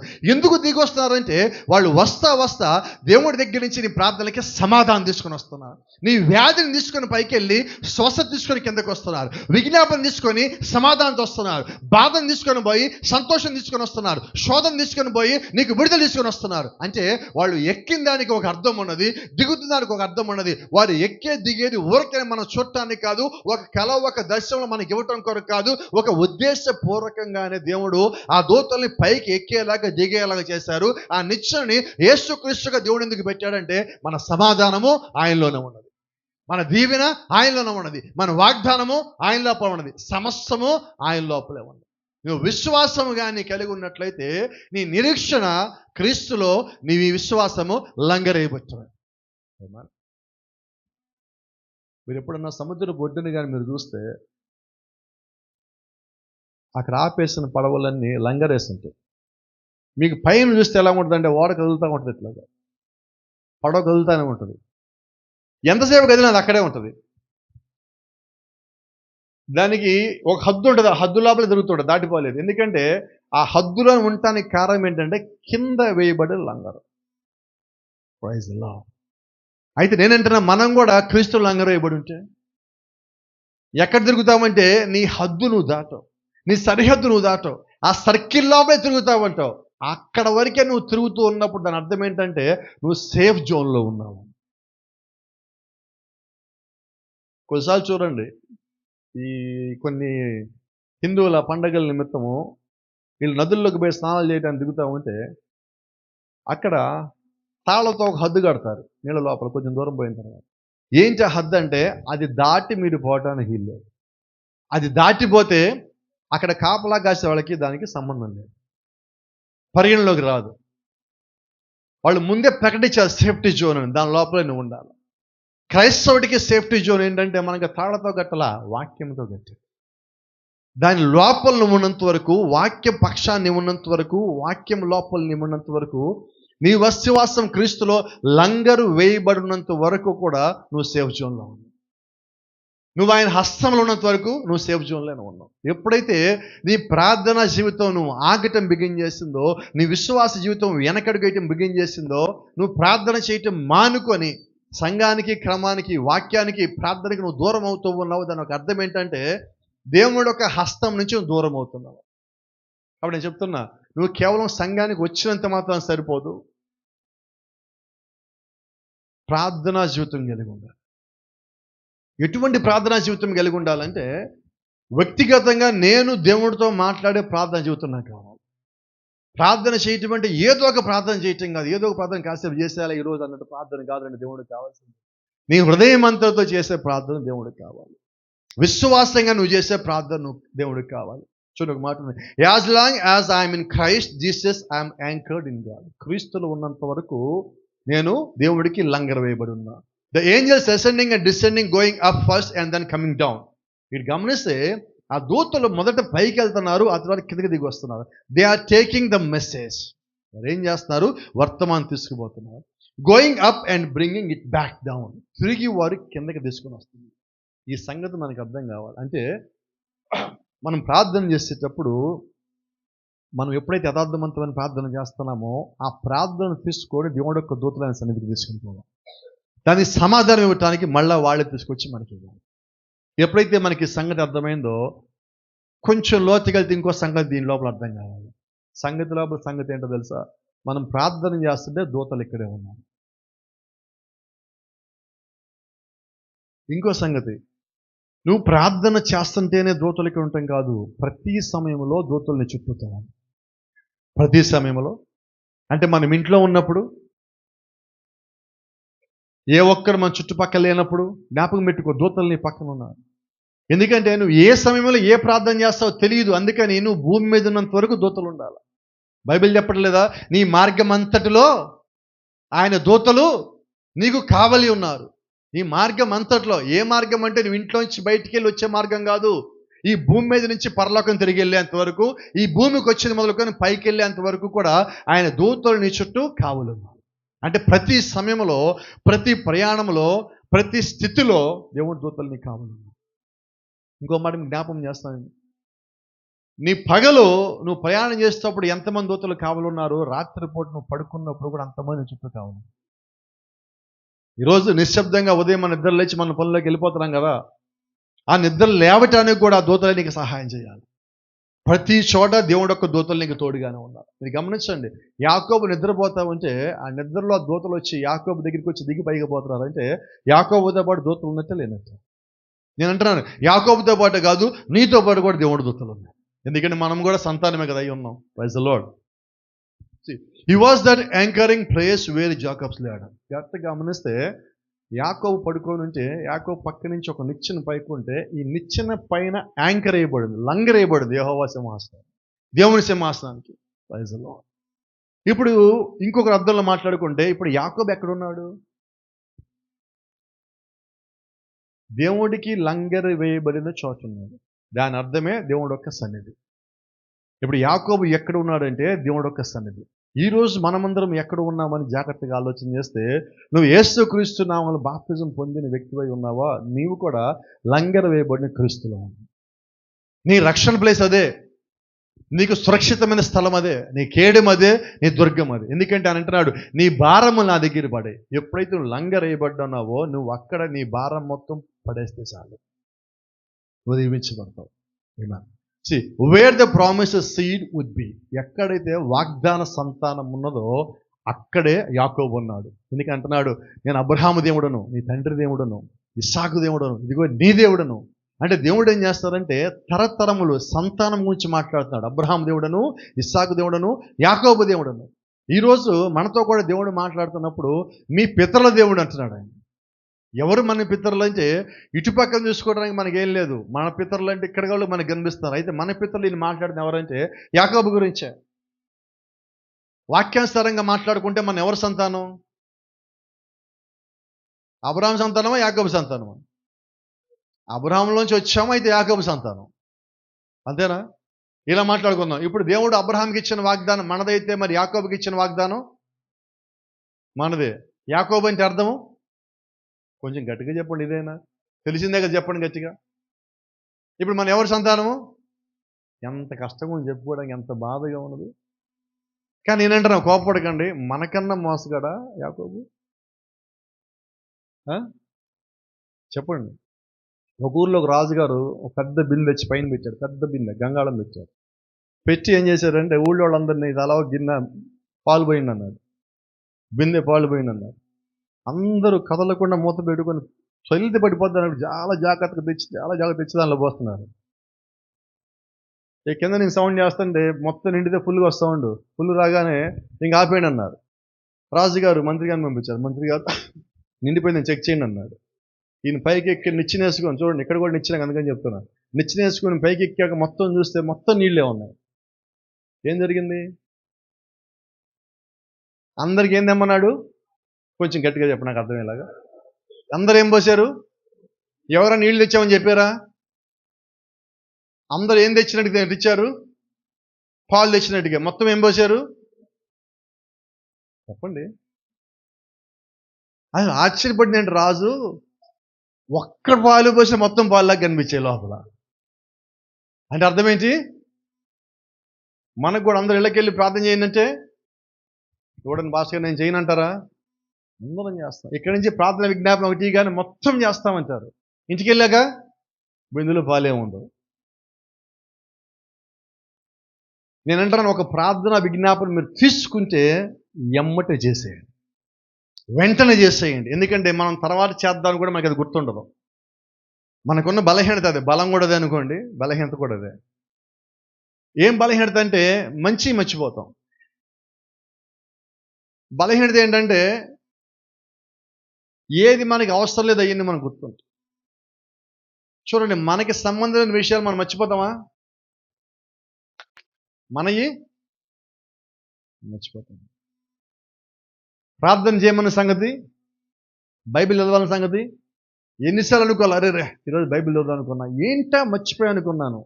ఏం మర్చిపోయాను? బైబిల్ చదవటం. ఏంటా మర్చిపోయా అనుకున్నాను. ఏంటది? ప్రార్థన చేయటం. ఏంటా మర్చిపోయా అనుకున్నా? ఆదివారం చర్చికి వెళ్తే మర్చిపోయా. అంతే కదా? అయితే మర్చిపోకుండా ఉండాల్సినవి దేవుడికి సంబంధించిన సంగతి. నీకు ఇచ్చిన వాగ్దానం నువ్వు మర్చిపోవద్దు. నువ్వు చేయాల్సిన ప్రార్థన నువ్వు మర్చిపోవద్దు. నీ హృదయం నిత్యము దేవుడికి బలి పీఠముగా నువ్వు అప్పచెప్పాలి. బలి నైవేద్యముగా నువ్వు అప్పచెప్పాలి.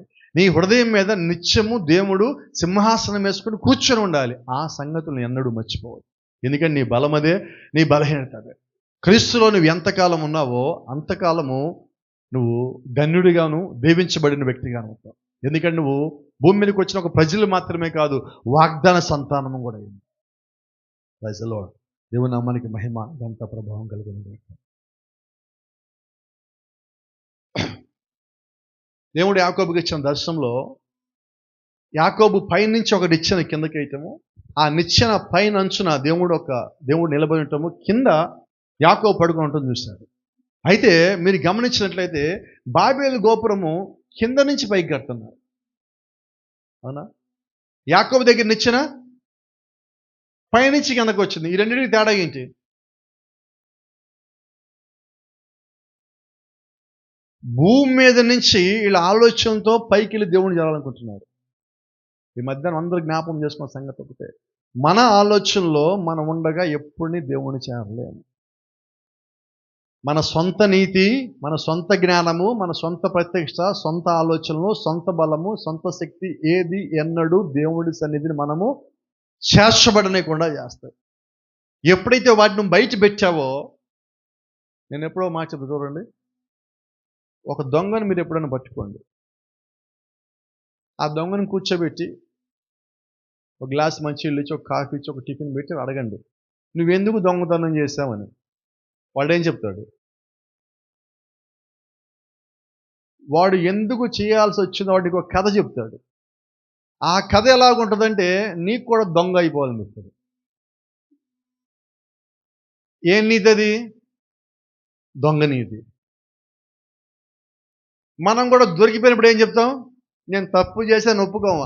ఆ తప్పు చేయడానికి గల కారణాలను ఎన్ని లింకులు పెట్టాలి, ఎన్ని ట్విస్టులు పెట్టాలో పెట్టి మొత్తం మనం చెప్పినప్పుడు ఎదుటోడికి ఏం చేస్తాం? మనం కొట్టాలనుకున్నవాడు వాడు మోకాళ్ళ మీదకి పోయి మన గురించి ప్రార్థన చేస్తాడు. అది చేస్తాడు. ఎంత జ్ఞానం అది! అయితే నేను అంటున్నాను, నువ్వు ఎప్పుడైతే దొంగతనం చేశావో ఆ దొంగతనం అనేది ఖచ్చితంగా శిక్షించబడుతుంది. ఎందుకంటే ఆ దొంగతనం చేసిన దాని వెనకాల ఉన్న నీ కారణం దేవుడు చూడటం. దొంగతనం చేయటం అతిక్రమం, దేవుడు అది చూస్తాడు. ఎందుకంటే ముందు అతిక్రమం చెప్పేశాడు. ఆ పని మనం చెయ్యొద్దని దేవుడు చెప్పాక మనం చేస్తే ఉంటుంది. బాగుంటుందా? బాగోదా? దేవుడు చెప్తున్నాం కదా, దేవుడి నీతి వేరు, మన నీతి వేరు. గతంలో మీకు ఒకటి చెప్పా, జ్ఞాపకం ఉందనుకుంటే మళ్ళీ జ్ఞాపకం చేస్తున్నా. క్షమించబడే పాపము, క్షమించబడని పాపం అని చెప్పి రెండు ఉన్నాయి బైబిల్లో. క్షమించబడేది, క్షమించబడనివి. ఒకే పాపము నువ్వు చేశాక క్షమించబడ్డావు, మళ్ళా అదే పాపం చేశాక నువ్వు క్షమించబడవు. నా మాటలు మీకు అర్థమవుతున్నాయా? ఈ తేడా నీకు అర్థమైతే నీ జీవితం మారుతుంది. ఎందుకంటే మానవుని యొక్క మనసు ఏంటంటే, ఆలోచన ఏంటి తెలుసా? ఒక తప్పుకో ఒక పాపానికో చేయటానికి అలవాటు పడ్డాక పదే పదే మళ్ళా చేస్తూ ఉంటాం. అది ఆ సమయం రాగానే అది మన మనసు లాగుతుంది, ఆలోచన లాగుతుంది, హృదయం లాగుతుంది. దానికి చిన్న ఉదాహరణ చెప్తా. ఒక మందు తాగే వ్యక్తి, ఒక సిగరెట్ తాగే వ్యక్తి ఆ సమయం రాగానే ఏం చేస్తాడు తెలుసా? అందరి మధ్యలోనే ఉంటాడు, కానీ ఆలోచన ఎప్పుడు అక్కడికి వెళ్ళిపోతుంది. వాడు నిదానంగా అందరం తప్పించుకుని బయటికి వెళ్ళిపోతాడు. ఎందుకంటే వాడి మైండ్ అక్కడే లాగుతూ ఉన్నది. బైబిల్ మీకు వచ్చిన ఉదాహరణ చెప్తాను. ఇక్కడ చరిత్రలోంచి వచ్చిన ఉదాహరణ కూడా చెప్తాను. బైబిల్లో ఒక స్త్రీ రోజుకి 7 సార్లు వ్యభిచారం చేస్తా పట్టబడ్డప్పుడు యేసుక్రీస్తు దగ్గరికి ఆమెను తీసుకొచ్చినప్పుడు ఆమె అందరూ రాళ్ళతో కొట్టి చంపాలి అన్నప్పుడు యేసుక్రీస్తు అక్కడ అందరితో ఒక మాట అన్నాడు. జ్ఞాపకం ఉన్నదా మీకు? ఏ పాపము చేయని వాడు ముందు రాయేయండి అన్నాడు. ఎంతమంది రాళ్ళు వేశారు? ఇప్పుడు చెప్పండి, పాపం ఎంతమంది చేశారు? ఇప్పుడు క్షమించబడిన పాపాలు ఎంతమంది? ఒక్కలదే. ఎందుకంటే ఆ మొక్కతే ఒప్పుకొని అక్కడ ఉన్నది. మిగతా వాళ్ళందరూ ఒప్పుకున్నారు, క్షమించి అడగలు వెళ్ళిపోయారు. కాబట్టి వాళ్ళ పాపాలు వాళ్ళతోనే ఉన్నాయి. అంటే వాళ్ళు దొరకలా, వీళ్ళు దొరికారు. దొరికినా ఒప్పుకున్నది, క్షమించబడినది. రైట్. అలాగే ఒకసారి ఒక కోర్టులో ఒక స్త్రీ వ్యభిచారంలో పట్టబడితే ఆమె తరపున లాయర్ వాదించి మొత్తానికి ఆమె శిక్ష పడలేకుండా ఆమె క్షమించబడేలాగా జడ్జి దగ్గర వాదిచ్చి ఒప్పించాడు. లాస్ట్కి జడ్జి అన్నాడు, లేదు లేదు నేను ఫైన్ వేసేది సరే ఫైన్, ఆ ఫైన్ నేను కడతా అన్నాడు. ఆ ఫైన్ ఈయనే కట్టాడు. కేసు అయిపోయింది. ఆమె చెప్పాడు, అమ్మా నువ్వు మళ్ళీ ఇంక తప్పు చేయమాక, ఇదిగో నీకోసం నేను ఫైన్ కట్టాను గుర్తుపెట్టుకో అన్నాడు. లేదా నేను డబ్బు నేను ఇస్తానన్నది. నువ్వు ఇవ్వాల్సిన పని లేదు, నేను నీకు ఇచ్చాను అనుకో, నీ జీవితం ఇక్కడి నుంచి మార్చుకుపో అన్నాడు. ఒక 5 సంవత్సరాలు అయింది. మళ్ళా అదే తప్పు చేసి మళ్ళా అరెస్ట్ అయ్యి కోర్టుకు వచ్చింది. ఈసారి ఆ లాయర్ కోసం ఎదుగుతా ఉంటే ఆ లాయర్ ఎక్కడో దొరకల. ఎంతో జడ్జి గారు వచ్చారు. అందరూ వచ్చి నుంచుంటే ఈ లాయర్ జడ్జి అయ్యాడు. ఈమెనుకుంది, ఆహా నాకేం ఇంకేమీ లేదు, పోయినసారి నా తరపున వాదిచ్చింది నేనే, డబ్బులు కట్టింది నేనే, ఈయన జడ్జి అయ్యాడు కదా, కేసు కొట్టేసినట్టే అనుకున్నది. సరే ఆయనేం మాట్లాడటల్లా, లాయర్లు మాట్లాడి మొత్తానికి వాదిచ్చారు. ఈమంటుంది, ఎట్లాగూ ఆయన పోయినసారి నేను క్షమించాడు, నేను తప్పు చేస్తాను తెలుసు కాబట్టి అవును నేను చేస్తానని చెప్పింది ఆమె. ఆయన ఉన్నాడు కదా, నా మాటలు మీకు అర్థమవుతున్నాయా? ఆయన ఏం మాట్లాడలా, మొత్తం విన్నాడు, ఆమె చెప్పింది విన్నాడు, మొత్తం రాశాడు, ఆమె శిక్ష జైలు వేయండి అన్నాడు. కింద దిగొచ్చాక ఆమె ఆర్గ్యుమెంట్ బిగిన్ చేస్తుంది కోర్టు బయట. ఏంటంటే ఆర్గ్యుమెంట్, అస్సలు నువ్వు నీతిమంతుడివేనా, నువ్వు కరెక్ట్ అనుడివేనా, పోయినసారి ఇదే తప్పు చేసి ఇక్కడికి వచ్చాను కదా, అప్పుడే నువ్వు నా తరపున వాదిచ్చావు, కన్నీళ్ళు పెట్టుకున్నావు, కేకలేసావు, క్షమించమని అడిగావు, ఒక అవకాశం ఇమ్మన్నావు, ఇన్ని చెప్పాలి అన్నీ చెప్పావు, నా తరపున మాట్లాడావు, నేను డబ్బులు కట్టలేని స్థితి ఉంటే నా తరపు డబ్బులు కూడా నువ్వే కట్టావు, కానీ ఇప్పుడు నీకు పెద్ద ఉద్యోగం రాగానే నువ్వు మారిపోయావు కదా. అప్పుడే నాకు మాట చెప్పారు, పోయినసారి వెళ్తా నీకేం చెప్పా, మళ్ళా చేయొద్దన్నా. అప్పుడు నేను న్యాయవాదిని, నీ తరపున ఆ జడ్జికి మధ్యవర్తిత్వం చేయటానికి నియమించబడ్డా. ఇప్పుడు నేను మధ్యవర్తిని కాదు, ఇప్పుడు నేను తీర్పు తెచ్చేవాడిని. నా మాటలు మీకు అర్థమని ఈరోజు. కాబట్టి నువ్వు చేసిన తప్పు మళ్ళా చేస్తే ఇప్పుడు ఆయన న్యాయవాది కాదు, తీర్పరిగా ఉండబోతున్నాడు. జాగ్రత్త. నీకు రక్షణ ఇచ్చాక నువ్వు తప్పు చేయొద్దని, నీకు రక్షణ ఇచ్చాక నువ్వు పాపం చేయొద్దని, నీకు రక్షణ ఇచ్చాక నువ్వు అతిక్రమం రావద్దని, దేవుడు ఎవరో తెలిసిన తర్వాత నువ్వు మళ్ళా పాపం జోలికి పోవద్దని, నువ్వు లోకానికి దూరంగా ఉండమని దేవుడికి ఇచ్చాడు. కానీ నువ్వు మళ్ళా దాని దగ్గరికి పోతే ఇప్పుడు ఆయన క్షమించే దేవుడిగా లేడు, తీర్పు తీర్చే దేవుడిగా ఉన్నాడు. కాబట్టి జ్ఞాపకం పెట్టుకో, క్షమించబడని నేరం ఉన్నది. దేవుడు ఏర్పరిచిన క్రమంలో నువ్వు వచ్చినప్పుడు దేవుడు నిన్ను క్షమిస్తాడు. అయితే దేవుడు చెప్పిన క్రమం కాకుండా మన సొంత క్రమంలో వస్తే దేవుడు దిగొచ్చాడు. బాబేలు గోపురం వాళ్ళు ఎందుకు కడుతున్నట్టు, మేము ఆయన దగ్గరికి పోవాలి, ఆయన రమ్మల్లో వెళ్ళి. మీకు తెలుసు ఎస్తేరు గ్రంథంలో ఒక మాట ఉన్నది, మొర్దెకై ఒక వర్తమానం పంపించాడు. ఇదిగో నువ్వు రాజు దగ్గరికి పోయి అడుగు, మనందరూ చంపేసేలాగున్నాడు, యూదులు మొత్తం చంపడానికి హామాను ప్లాన్ వేశాడు, తాకీదులు పంపించాడు, 127 సంస్థానాలకి అందరికీ నోటీసులు ఇచ్చేశాడు, వాళ్ళు ఒక డేట్ నిర్ణయించాడు, వెండి బంగారం కూడా తూకం వేసి మొత్తాన్ని పంపించారు, చంపడానికి రెడీ అయ్యారు, నువ్వు పోయి రాజును గెలువంటే ఆమె ఏమన్నది, రాజాకి లేదే ఎవరు రాజ్యమందిరానికి రావటానికి లేదు, పోవటానికి లేదు. వచ్చాడా? గట్టిగా చెప్పండి. చస్తాడు. వీళ్ళు బాబేలు గోపురం ఎందుకు కడుతున్నారు? అర్థమవుతుందా? అంటే దేవుడు ఏర్పరిచిన క్రమంలో కాకుండా, ఇంకో సంగతి మీ బైబిల్ చదివిన వాళ్ళు అందరికీ అర్థమవుతుంది. పరలోక రాజ్యంలో ఒకడు ఎలాగొచ్చాడు లోపలికి? కిటికీలోంచి వచ్చాడు. చదివారు కదా బైబిల్లో. ఇప్పుడు దేవుడు ఏం చేశాడు? దగ్గరికి పోయి వీడి కాళ్ళు చేతులు కట్టేసి, అది బాబేలు గోపురం కట్టిన వాళ్ళు ఏం చేయాలి? సొంత ఆలోచనలు కట్టిన వాళ్ళు ఏం చేయాలి? కొంచెం కోపం తెచ్చుకోకుండా త్వరగా చెప్పండి. అంటే మన సొంత క్రమంలో, నీ సొంత ఉద్దేశాల్లో, నీ సొంత నీతిలో దేవుణ్ణి ఎప్పుడు ఎతకలేవు. ఎందుకంటే బైబిల్ అంటది, నీ స్వనీతిని ఆధారము చేసి కొనక, నా తరపు నుంచి నాకు అన్నీ మంచిగానే ఉంటాయి. సరే ఇలా చెప్తే మనకు అర్థం కాదు, కానీ చాలాసేపు వచ్చింది. కానీ మనం ఒక ఎగ్జామ్ రాసాం, 100 మార్కుల పేపరు, మనల్నే పేపర్ దిద్దుకోమన్నారు. ఎన్ని వచ్చింది మార్కులు?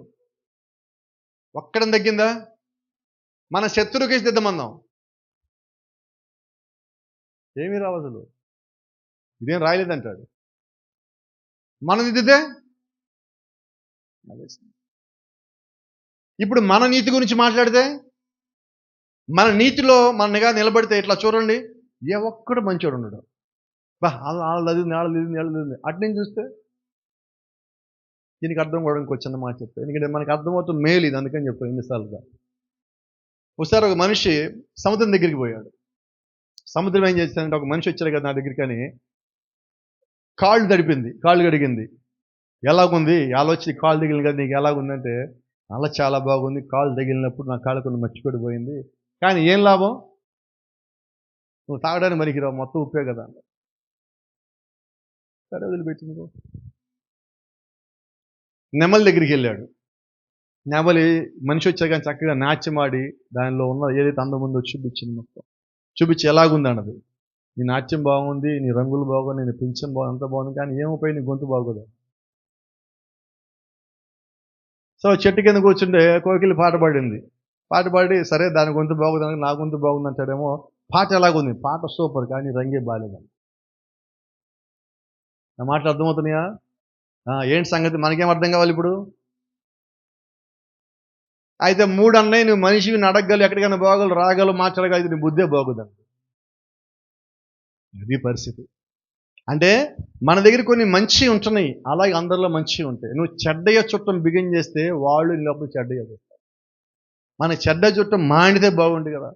ఈరోజు దేవుడు మనకి ఏదైనా ఇచ్చారంటే గొప్ప ధనిత ఒకటే, దేవుని ప్రేమ కలిగి ఒక్కరిని ప్రేమించాలి. అత్యంత కష్టమైన ఆజ్ఞ. వాళ్ళందరూ బాబేలు గోపురం దగ్గర చేసిన పని ఏంటంటే, మనమంతా ఒక్కటైపోదాం, మనం కట్టేసుకుందాం, దేవుడి రాజ్యం వెళ్ళిపోదాం. దేవుడు రాజ్యం వెళ్ళిపోవాలి నువ్వు అనుకోవచ్చు, తీసుకెళ్లాల్సిన దేవుడు. మనకి నచ్చిన పద్ధతిలో దేవుడి రాజ్యం నువ్వు కట్టలేవు. గమనం చేసుకోండి. Did you ever think of the tower of Babel and compare it with the Jacob's ladder?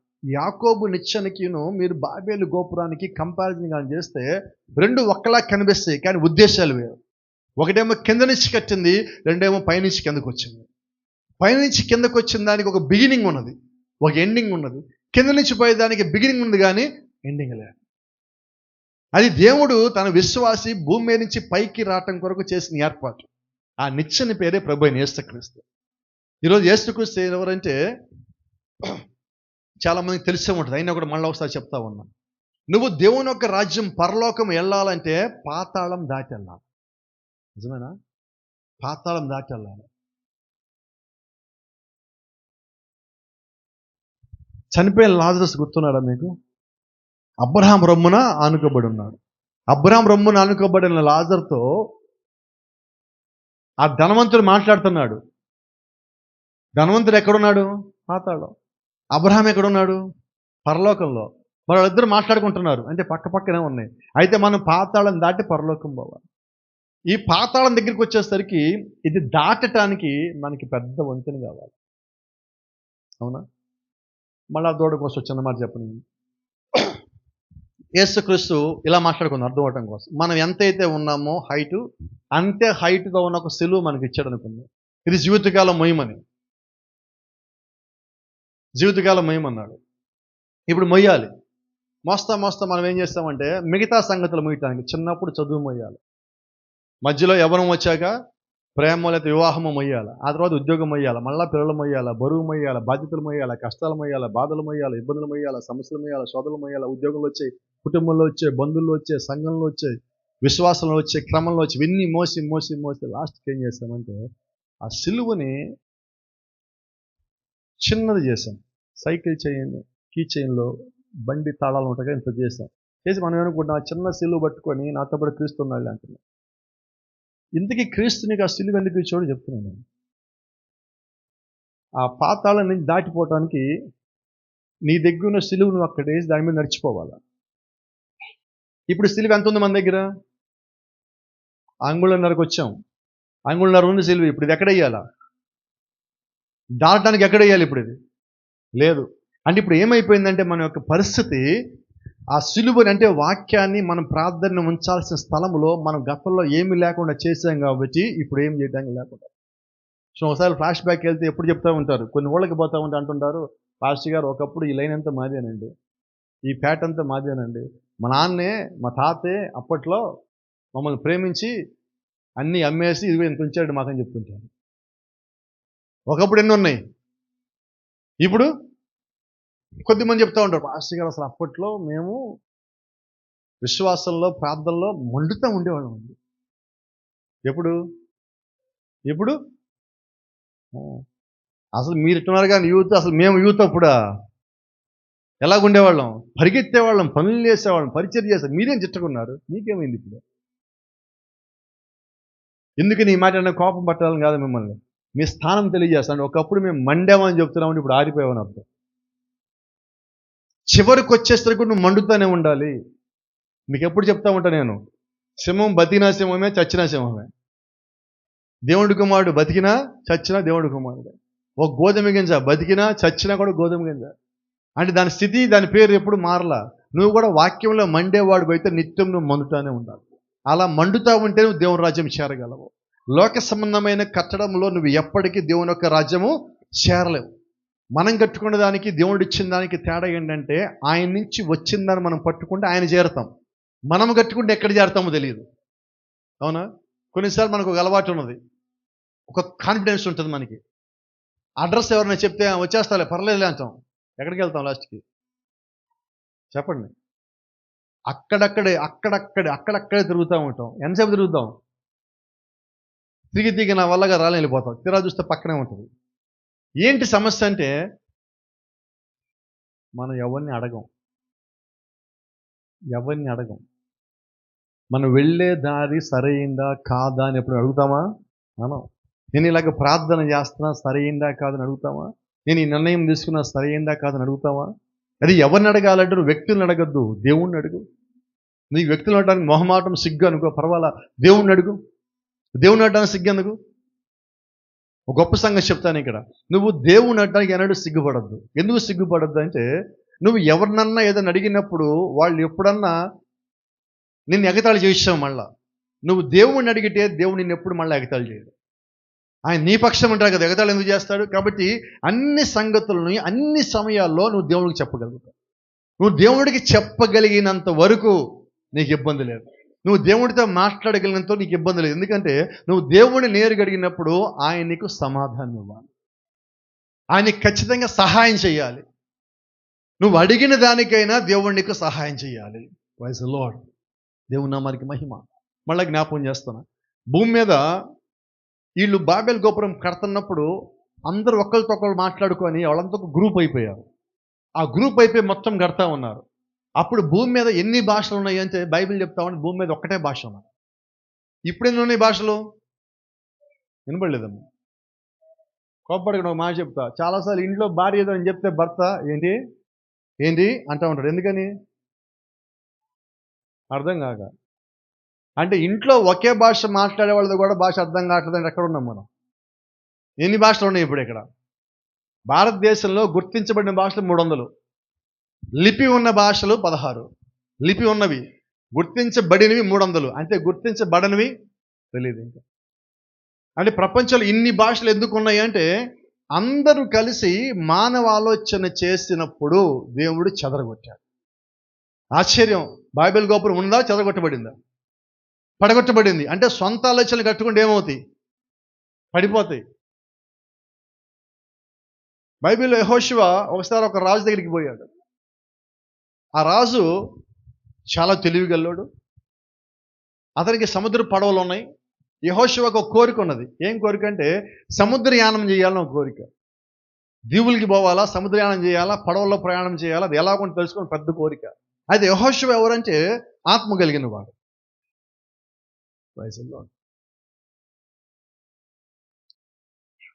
ఇప్పుడు దేవుడు ఒక చిన్న పని చేస్తాడు. యెహోషువ కాదు,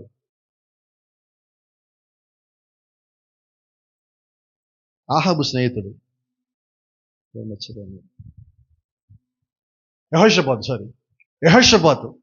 యెహోషాపాతు ఒక స్నేహితుని కలిగి ఉన్నాడు. ఆ స్నేహితుడు పడవలన్నీ చేస్తాడు, సముద్రయానం చేయాలని యెహోషాపాతు చాలా ఇష్టం. ఎలాగైనా చేయాలని కోరుకుంటే అతను స్నేహం చేస్తాడు. డబ్బు కూడా ఇచ్చాడు పడవ కట్టించమని. పడవ మొత్తం కట్టాడు. దేవుడు ఏం చేస్తారంటే ఆ పడవను కూల్చేశాడు. మొక్కలు చేసిన బైబిల్లో ఉండదు. ఎమ్మటే ఇది దేవుని చిత్తము కాదని తెలుసుకొని యెహోషాపాతు వెనక్కి వచ్చాడు ఉంటుంది. అంటే నువ్వు దేవుడు యొక్క చిత్తంలో ఉన్న వ్యక్తివైతే, నువ్వు చెడిపోయిన వ్యక్తి యొక్క సహవాసంలోకి పోతున్నప్పుడు మీ ప్లాన్లను దేవుడు వర్ధిల్ల చేయనీయడు. నేను పడిపోనీయడు అనమాట. దేవుడు అక్కడి నుంచి వెనక్కి తెచ్చాడు. అది యెహోషాపాతు ఓడలాగా వెళ్తే అతను వదిలిపెట్టేవాడుగా. ఇప్పుడు దేవుడు ఏం చేశాడు? ఆ ప్లాన్ నాశనం చేశాడు. ఆ ప్లాన్ చెడగొట్టాడు. ఎందుకంటే యెహోషాపాతు చెడిపోవడం దేవుడికి ఇష్టం లేదు. అలాగే ఇక్కడ బాబేలు గోపురాన్ని దేవుడు ఏం చేశాడు?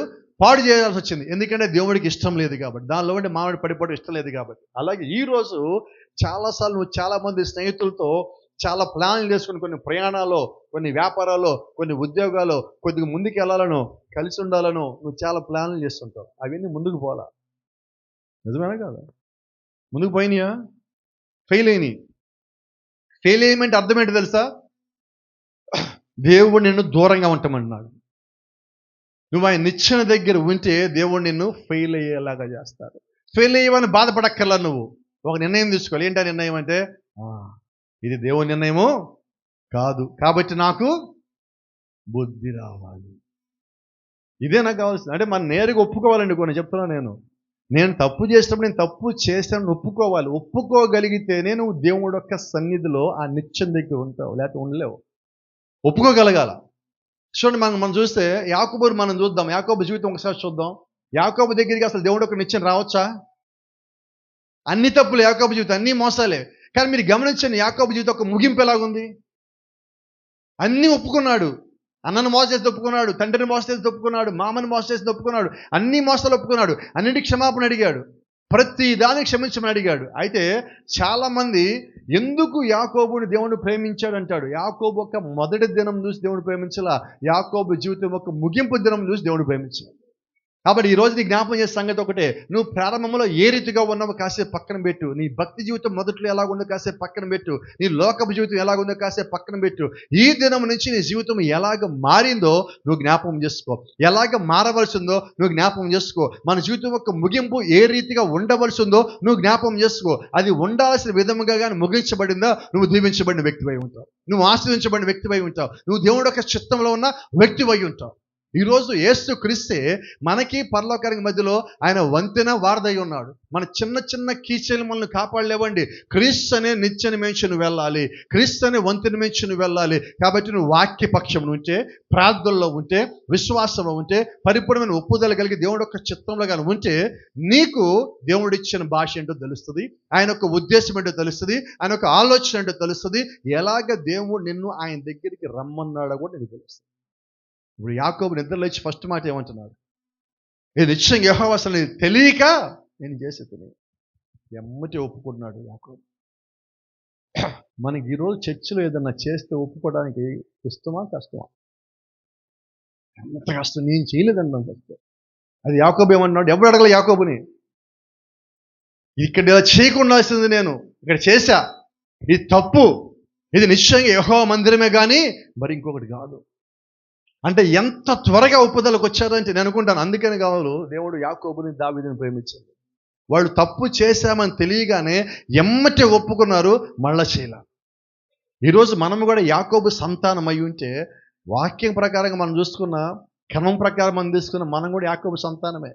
ఏ రకంగా చూసినా కోపడికి ఒక మాట అడుగుతాను, మళ్ళీ మోసం చేయింది ఎవరు?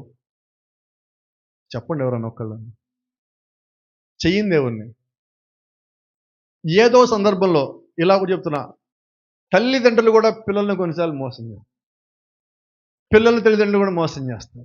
మనకు తెలియకుండా మన ఇంట్లో వాళ్ళు మనమే మోసం చేస్తున్నాం. బయట వాళ్ళు మనం చేసిన దానికన్నా, మీ గుండెలు పగిలిపోయే విషయం చెప్తాను, బయట వాళ్ళు మనల్ని మోసం చేసిన దానికన్నా ఇంట్లో వాళ్ళే తట్టుకుంటామా? మన ఇంట్లో ఇంటి అందరూ మోసగాళ్ళే అన్నట్టుగా ఉంటే నువ్వు బతకగలవు? అసలు బతకలేవు. అయితే అందరూ నిన్ను ఎప్పుడు మోసమే చేశారా? లేదండి, ప్రేమించారు కూడా. నువ్వు బలహీనంగా ఉంటే నేను ప్రేమిస్తారు, నువ్వు బలంగా ఉంటే మోసం చేస్తారు. ఈ జరిగేయే. నిజమా కదా? నిజమేనే కదా? అయితే నేను అంటున్నాను, నీకు అవకాశం వచ్చినప్పుడు నువ్వు ఏ తప్పు చేస్తే అది ఒప్పుకుంటే బాగుంటుంది. అవకాశం వచ్చింది, ఎందుకంటే నువ్వు తప్పుతో నీ జీవితం ముగించద్దు, పాపముతో నీ జీవితం ముగించద్దు, ఒప్పుదలతో నీ జీవితం ముగించు, పూర్తిగా మారు మనసు పొంది నీ జీవితం ముగించు. చూడండి, యాకోబు తన అన్నను ప్రేమించాడా, ద్వేషించాడా? ప్రేమించాడు, కానీ ఆశీర్వాదం కావాలి, అందుకని ద్వేషించబడేలాగా చేసుకున్నాడు. ఆ తర్వాత ఆశీర్వాదం పొందుకున్నాడు, దేవుడు దీవించాడు, అన్నింటిలో దీవించాడు. ఎప్పుడైతే ఇంట్లో యోసేపు పుట్టాడో ఎమ్మటే అన్నాడు, నేను మా ఇంటికి పోతాను. ఇంటికి పోవాలంటే తండ్రి దగ్గర పోవాలి, ముందు అన్నను గెలవాలి. అన్నను గెలవాలంటే తప్పులను ఒప్పుకోవాలి. అందుకని ఏం చేశాడు? సంపాదించిన మొత్తం ముందు పంపించాడు, పిల్లల్ని ముందు పంపించాడు, భార్యలు ముందు పంపించాడు, ఆస్తి పంపించాడు, సైనికులు ముందు పంపించాడు, పనివారిని పంపించి వెనకాల నీ దాసుడు వస్తున్నాడు, నీ దాసుడు వస్తున్నాడు, నీ దాసుడు వస్తాడు 7 సార్లు చెప్పి పంపించాడు. కరెక్ట్గా మాట్లాడితే దావీదు జీవితంలో అది 7 ముద్రలు అంచనా. అదేంటది? మొత్తం ముందు పంపించి ఒక్కడే వచ్చాడు యాకోబు. యాకోబు తెలుసు, నేను ఒక్కడి నుంచి బయటకు వచ్చాను, నేను మళ్ళా ఒక్కడినే పోవాలి. అలాగే దేవుడు యొక్క సన్నిధి నుంచి నీ ఒక్కడివే వచ్చావు, నీ ఒక్కడే వెళ్ళవలసి ఉన్నావు. అలా వెళ్ళాలంటే వచ్చినవి అన్నీ ముందు పంపించు. ఘనత ఏశావు నీకే, మహిమ ఏశావు నీకే, సైన్యము నీకే. ప్రతిసారి అంటున్నారు వచ్చి, ఎవరు మీరు ఎక్కడి నుంచి వచ్చారు? నీ దాసుని యాకోబు పంపించు. అసలు యాకోబు జ్యేష్ఠత హక్కు పొందుకున్నది ఆశీర్వాదాల కోసం. ఆ ఆశీర్వాదాల వల్ల ఇవన్నీ పంపించాడు యాకోబు, సంపాదించాడు యాకోబు. ఇవన్నీ ఎవరికి ఇచ్చారు? ఏశావు నాకు అక్కడ తీసుకుపో అంటే. ఇప్పుడు అర్థమైంది యాకోబుకి, ఎందుకు నేను ఇలా పడిపోయాను, ఇది పడిపోయి ఉంటే బాగుండని కాదు. నిజంగా మనం కూడా యాకోబు సంతానం అయి ఉంటే ఈ చిట్ట చివరికి వచ్చేసరికి మనం కూడా పూర్తిగా మారవలసినారు. దేవుని మనకి మహిమ కలిగిన దాక. యాకోబు దేవుడు ఒక దూతతో మాట్లాడేంత వరకు ఆయన పేరు యాకోబు, మోసగాడు, సప్లాంటర్ అని అర్థం. మరి ఈరోజు అతని పేరు యాకోబు కాదండి, ఇజ్రాయేలు. దేవుడు పేరు మార్చేశాడు, పోరాటం చేశాడు దేవుడితో.